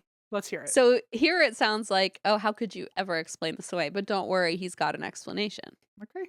Let's hear it. Let's hear So he's like, maybe the kids are at a sleepover. Uh-huh. Sure. it. And when he said that, he went, I planned that one. That's a good one. Yeah, I've thought about that one for I weeks. nailed that. Now Fucking they're never gonna idiot. come back. Yeah. Nailed it. So just so sick. So the bodies are all in one room. Sorry. The reason that turned into a tangent was because you said, oh, maybe it was to put them all in one room to contain the smell. And I said, Right. no, because unfortunately he was also like living in that room with them, which is Was he just sleeping in there? I don't know. I think probably. Like The- the next to his decomposing wife? I don't think in the bed. I think it was insinuated that he spent time in there like regularly, but maybe not that he slept in there. I'm back to the bacteria thing. I couldn't open my mouth in there. I feel like I'm breathing it in. I know I don't that's think I could so messed up, Even but like imagine it. Like I don't even know if I would like I what I can't would I can't think. imagine it, but I know I would like the smell alone, not even the bacteria of it, just the smell would take your breath away. You couldn't be in that room for long unless you really had totally But I lost all sense of smell wonder to it. Well, that's what I wonder. I wonder if it's gradual, if you do just kind of get accustomed to. I don't know. I don't know the answer to that, but I mean, also then you could argue like if he had any remorse at all, like if right. I don't even want to think about it being my family, but it wouldn't matter to me what they smelled like. I'd want to be near my fucking family. And maybe did he have Right. some sort of like, I know you're going to talk about this and people just want the story to get moving, but No, tell me. did he have a plan to eventually move them, and was he just keeping them there while he grieved? Because like, We don't even it's like he didn't because think part of it's that like far ahead. I couldn't move. Someone would have to physically move my parents' body out of the. He I was couldn't not do it. Let's just say he was not planning on moving them as far as I can tell. Okay, sorry. He keep going. may have planned to eventually try and flee. But also he spent weeks there, so it's like you had plenty of time to flee. I don't know. Was he hoping they would like? I know this is so fucked up. I'm so sorry to everybody listening, but like Wi-Fi, like was he hoping they would just decomp so badly eventually they'd go away and then he wouldn't have to I mean, there worry would be about it? skeletons though. I don't know anymore. I feel like I'm trying to make sense out of something that does not make fucking sense. And he makes it very clear in every sort of writing that he ever does, which is far too much in my opinion, that he's a doctor. He wants it to remind everyone. Huh? So No. remember how he's a doctor? I forgot after everything else you told me. I know, No. but like this guy's a fucking doctor and he makes sure to remind you. And his wife is too, by the way, but okay, I guess we're just gonna talk about him. Oh my god. Yeah, she definitely didn't. I'm gonna agree with the consensus that she did not know anything was going on. She wasn't in on it. Nope. Nope. Nope. So at first, and this is again really heavy and hard to hear. At first they couldn't find Zoe, the 4-year-old. Mm-hmm. So they searched through the house. They looked everywhere. They looked in the fridge, in the freezer. Like they didn't know where to look. They looked everywhere. They were hoping, of course, like maybe she's out somewhere. Maybe she is okay. But they checked again, and they found this time in the primary bedroom that there was another little blanket at the foot of the bed near Megan's feet. Oh my god. I know. And that's where Zoe was. She had been laid beneath her mother's legs at the foot of the bed. And due to decomp, it had just been hard to find her at first because she was so small. My god. How she was I just want to make sure I'm getting that right. She was so badly decomposed they couldn't find her originally? Yeah. Mm-hmm. She's 4. Something similar happened to the family dog, Breezy, who was also found in that room. The fluffy white dog lying on her side in her dog bed in a corner of the primary bedroom, mostly decomposed. Just a horror show, right, to walk in on. Seasoned law enforcement officers were overcome by the horror of this, just completely in shock. The medical examiner later noted the bodies were partially mummified, consistent with having been dead since late December. Investigators noted other eerie details in the bedroom. For example, all the victims had been carefully wrapped in blankets like they were asleep. The children's bodies were like holding, like I said, a rosary, a crucifix. Which means did he just go out and buy a bunch of crucifixes or did they happen to already own them? I think they had them. Okay. I think it was just they were Catholic. Okay. Nearby lay a small shrine of family photos and like a printed out poem about like why God made little boys and like Ew. a trophy, like their like all their favorite things and toys and dolls. Now the only living being found in the house was Tony himself, who was of course now in handcuffs outside being tended to by deputies. And when they brought him out, he started dry heaving and sweating. He insisted he was not well, so they called an ambulance, and paramedics soon learned why he was groggy. He admitted he had ingested a large amount of Benadryl, an entire bottle's worth, in an attempt to kill himself. So investigators found empty packaging of children's liquid Benadryl in the home, like family-size bottles, as well as crushed Benadryl tablets, an empty Tylenol PM bottle in the kitchen trash. There was also a typed suicide note that they found that was apparently written by the whole family. Like it said, like, we've decided that this will be in a better place. Oh, fuck you. Really? Yeah. So he obviously wrote it on their behalf and then planned on doing it to himself and then couldn't go through with it. Correct. Beautiful. It said everyone was in a better place, no longer suffering, that they asked the children and the children agreed. Shut the fuck up. What do you mean? Does that not make you want to fucking scream? Like yeah, you ask a 4-year-old, hey, if daddy dies, would you want to be here alone? Of course they're gonna be like, no. Also, like, they didn't fucking ask any of them. Well, fair enough. Yeah, that story is besides the point, right? Exactly. But no, like he clearly but that does prove like he clearly thought that he had a good plan. It's like, oh yeah, you couldn't have written that and thought this makes me look a lot more innocent. Like this is they gave me permission to kill them. Well, they volunteered for this. They asked for it. She gets to decide. She's 4. Like, what the fuck are you on about? What are you talking about? Oh my god.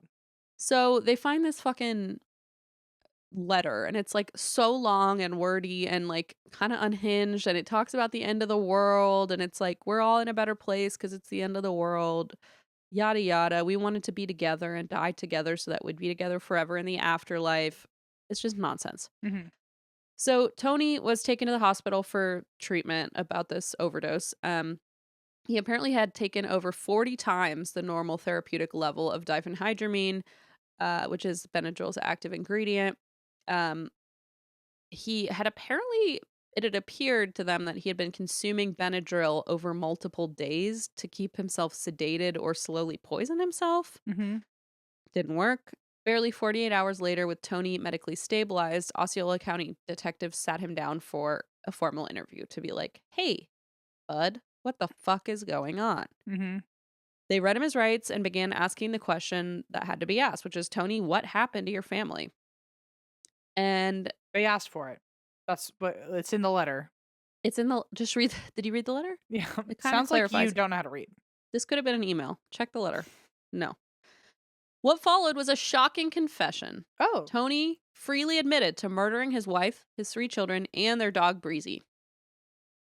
In a calm, detailed voice captured on a taped recording, Tony explained that he had done it out of love and a desire to save them. He claimed that he and Megan had made a mutual pact. They were convinced, he said, that an apocalypse was imminent and that by ending their lives they could all pass over together to the other side before the cataclysm. He basically then continued to describe step by step how this family annihilation was carried out. Mm-hmm. I'm not going to read every detail because it's pretty heinous, but I'll read most of it. Tony said that in mid-December 2019, he and Megan agreed everybody needed to die so they could maintain their unity in the afterlife. On a chosen night just before Christmas, they set the plan in motion. And according to Tony, he was the one who physically killed the children one by one. In the recording, he gives graphic details about, it's really rough, suffocating his own children, and then stabbing them in the abdomen with a kitchen knife to ensure they were dead. He did the same thing to all 3 of his children until they were motionless. And weirdly enough, just side note, later autopsies showed that the stab wounds were post-mortem, which is strange to me. I don't know how it got worse, but okay. Yeah, I don't know what that's about though. Like, why? Why Like just to post-mortem? Why would you double stab check, or is it like to like stage something? I don't know. maybe to stage something, or like maybe like when he like I'm imagining he's snapped, as they say. And maybe when he realized what he actually did, he reacted again. I don't Yeah. know. It says, yeah. I mean, people can only hypothesize that like he was just trying to be sure that he had done it. Yeah. done it all the way through. Throughout this recitation, Tony remained eerily composed, just talking through it like nonchalantly, pretty much. Mm. In his confession, Tony painted Megan as a willing participant in the plan. He claimed that after he killed the children, Megan turned the knife on herself and stabbed herself in the abdomen. Bullshit. I know. When those wounds didn't immediately kill her, Tony said he felt he had to finish the job out of mercy or spiritual necessity. Quote, I put my hands over her mouth and a pillow over top of her until she stopped moving. After that, according to Tony, he noticed Megan was somehow still alive. So in a rather cold side note, he added he needed to save her soul. So she would see her children on the other side as they had planned. So he needed to make sure that they were all goners, including the dog, because of course the dog was a member of the family and they wanted the dog to be with them in the afterlife. Couldn't just like, I mean, I guess I get that ass logic, but like, we couldn't just like send him somewhere. No. Yeah, why kill the dog? Tony's answer, I wanted the dog to be with us. I wanted her to be with us too because dogs have souls as well.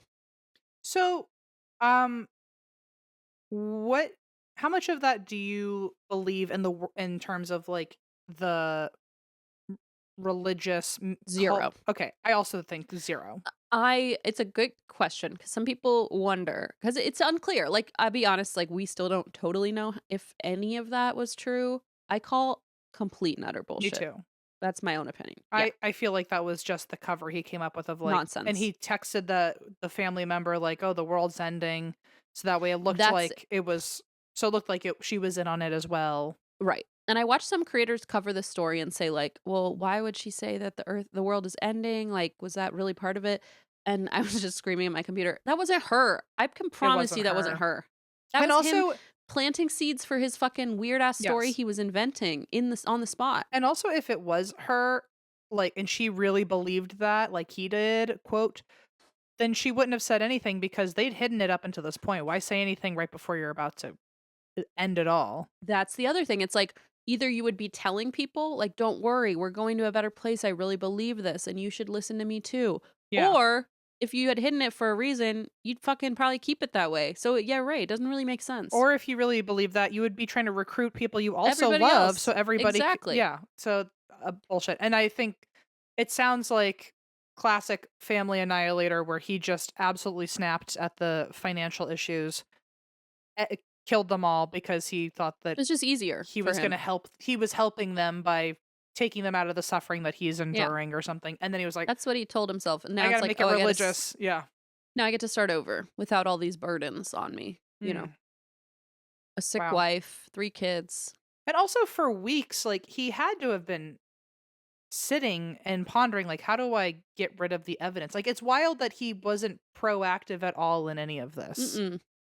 Like, I don't know if that's even the right word, but like, if you did this truly because I'm gonna just assume he really loved his family and kids, and then he had a full-blown mental breakdown with the financial stuff, and then this happened. You would think within the next 24 hours after he's killed them, he would be like in complete mourning and but also in total panic that this happened. How do I hide the evidence? I can't imagine sitting next to the evidence for weeks and not thinking, or maybe he thought eventually they're going to get me and I just need to own up to it with a story. I don't know. Yeah. I don't understand how he had all that time to come up with a fucking plan and he didn't come up with a plan. I think he had planned this for a while. I think his plan was to make it look like a murder-suicide pact between him and his wife. Sure. And that's what he tried to do. And then he claimed he just couldn't go through with the suicide part.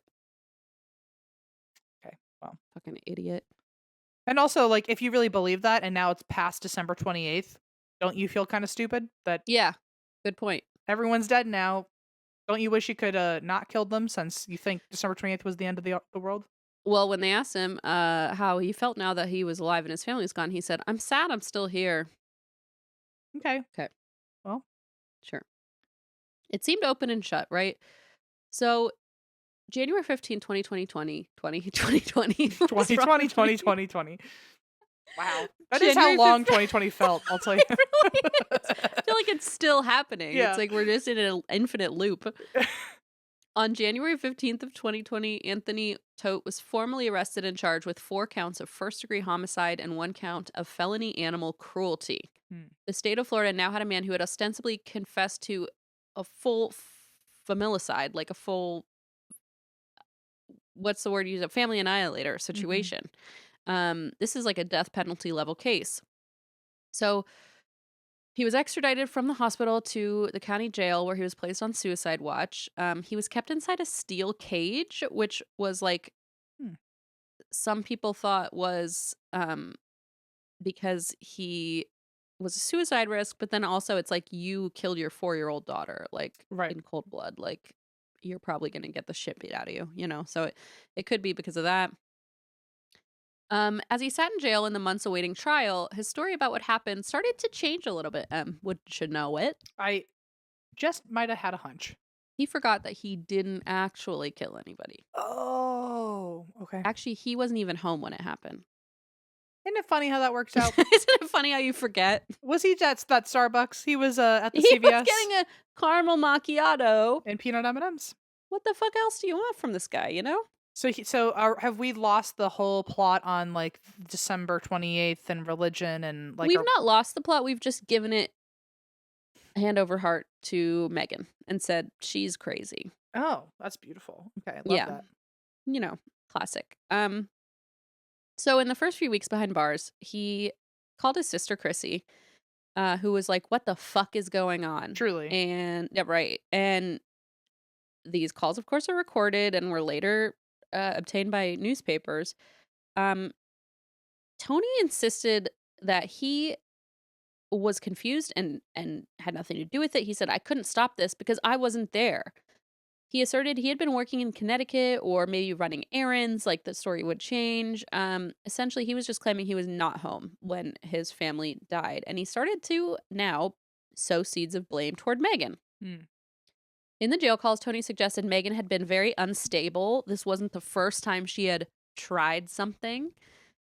He said there had been multiple attempts.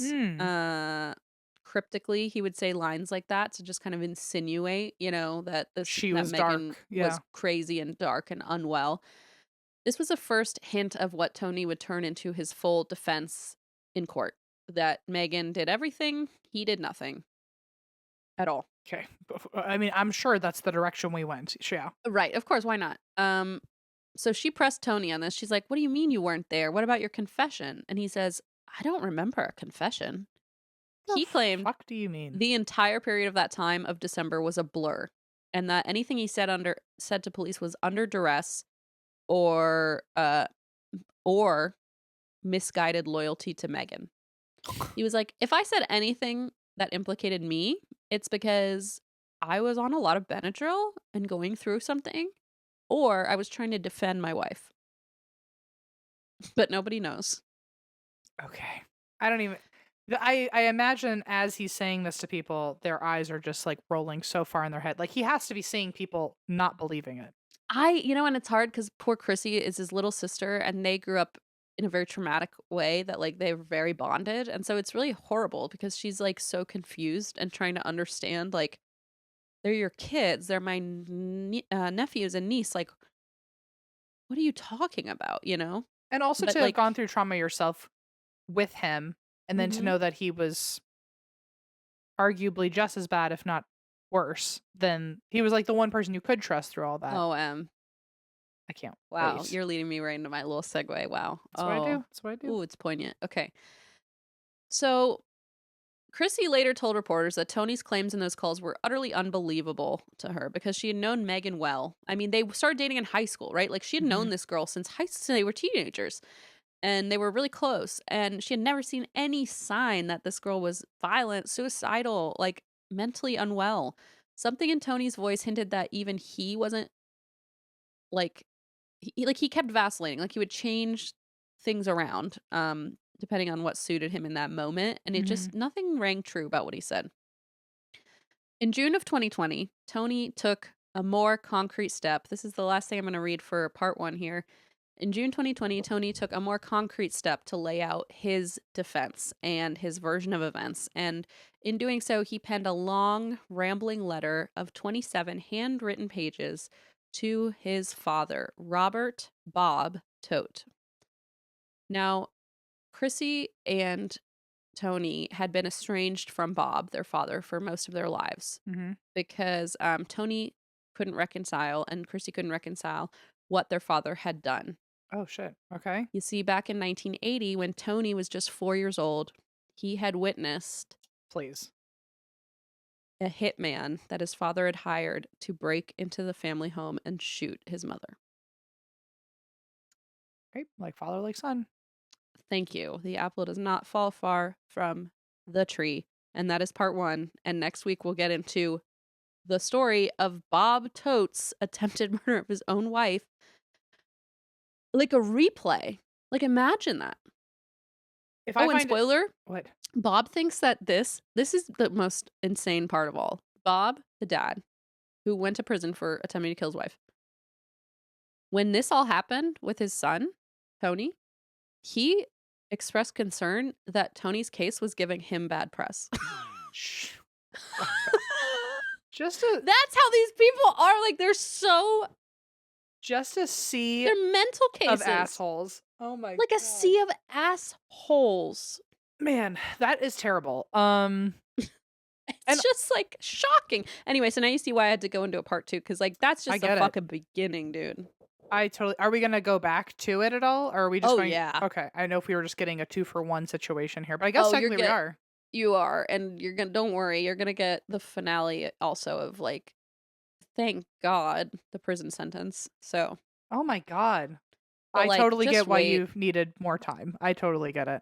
And there's so much shit, dude. Like, there's so much shit. I'm listening to there's a full podcast on this called Finding, I think it's called Finding the Todt Family. And where it's like they interview neighbors and like talk Mm. to family members, and that's really good too, but that's the trouble I get in, because then I'm like, well, I'd like to put all 11 episodes worth of information into my notes, and it's like, There are some stories where I have started them and I plan to finish them, but I'm like, oh, I can do this in like 2 days. Nope. Or like, And oh, just like another quote, another fun fact. there have been some Yeah. stories where I've started like over a week in advance because there's so much stuff, and then when I think I'm finally done, then there's like a Netflix 8-episode Then you special, and I'm like, find what the a fuck? source. I'm so Exactly. yeah, I can't. Exactly. Oh, the podcast is called Looking for the Todt Family. I Got it. apologize. Cool. But yeah, it's really good and really, of course, really dark. But if you want to like get a more in-depth storyline of how this went down, please feel free to listen. Yeah. Oof. Well, All right. well told. Thank you. I hope you're feeling a little better. Do you have any plans for today besides just bed rest? I gotta blow my nose a few more times, Mhm. and I'll probably make some mac and cheese for everybody tonight. You know. That's nice of you to make mac and cheese for everybody when you're sick. I'd be like, this is my mac and cheese. You Normally can I'd make figure it out. something. Normally I'd make something a little more. I don't know. Now that I have a child, I feel a little more. I don't make it for Blaze. I make it for Leona and me. He eats like healthy stuff. Is it just like a box mac, or you got a recipe, or what? You know, I don't know yet. I haven't quite decided. Hmm. Depends on how I feel in about 1 hour. 2 I would hours. imagine if you're sick, box it up. Yeah, that's usually how we end up going. Yeah. Well, feel better. Thank you. And everybody who's listening, I hope you're excited for the next episode where we get the finale of this, because Oh, I am hooked. So jeez. well done. And we'll see you when we'll see you next week. See you when we see you. I was like, when do we record again? Oh, But you know what? What? The next episode, not this one, but the one we record next, comes out on 222. Your Love. lucky number. Love. Also, by the way, if that comes out on 222, that means that this one came out what day? 215. 215. Oh, happy Valentine's Day. Happy Valentine's Day. And also, happy fucking 9 years. Well, you know I forget every year, right? So Oh, I just realized, I was every like, did we year. miss it? Oh shit. Of Wow. course we missed it. When is it? February 11th? I think so. So it's this week. This is the 9-year anniversary episode. Oh. Very cool. Well, happy anniversary, everyone. We'll Good have to thing I blew my nose repeatedly on air. we will have to I don't know. talk about this for the next Woohoo. month. We'll remember in our birthday month, we'll give it a shout out. Yeah. We won't Okay, forget well, everyone celebrate for us. Have a little drink for our 9-year. And That's why we drink?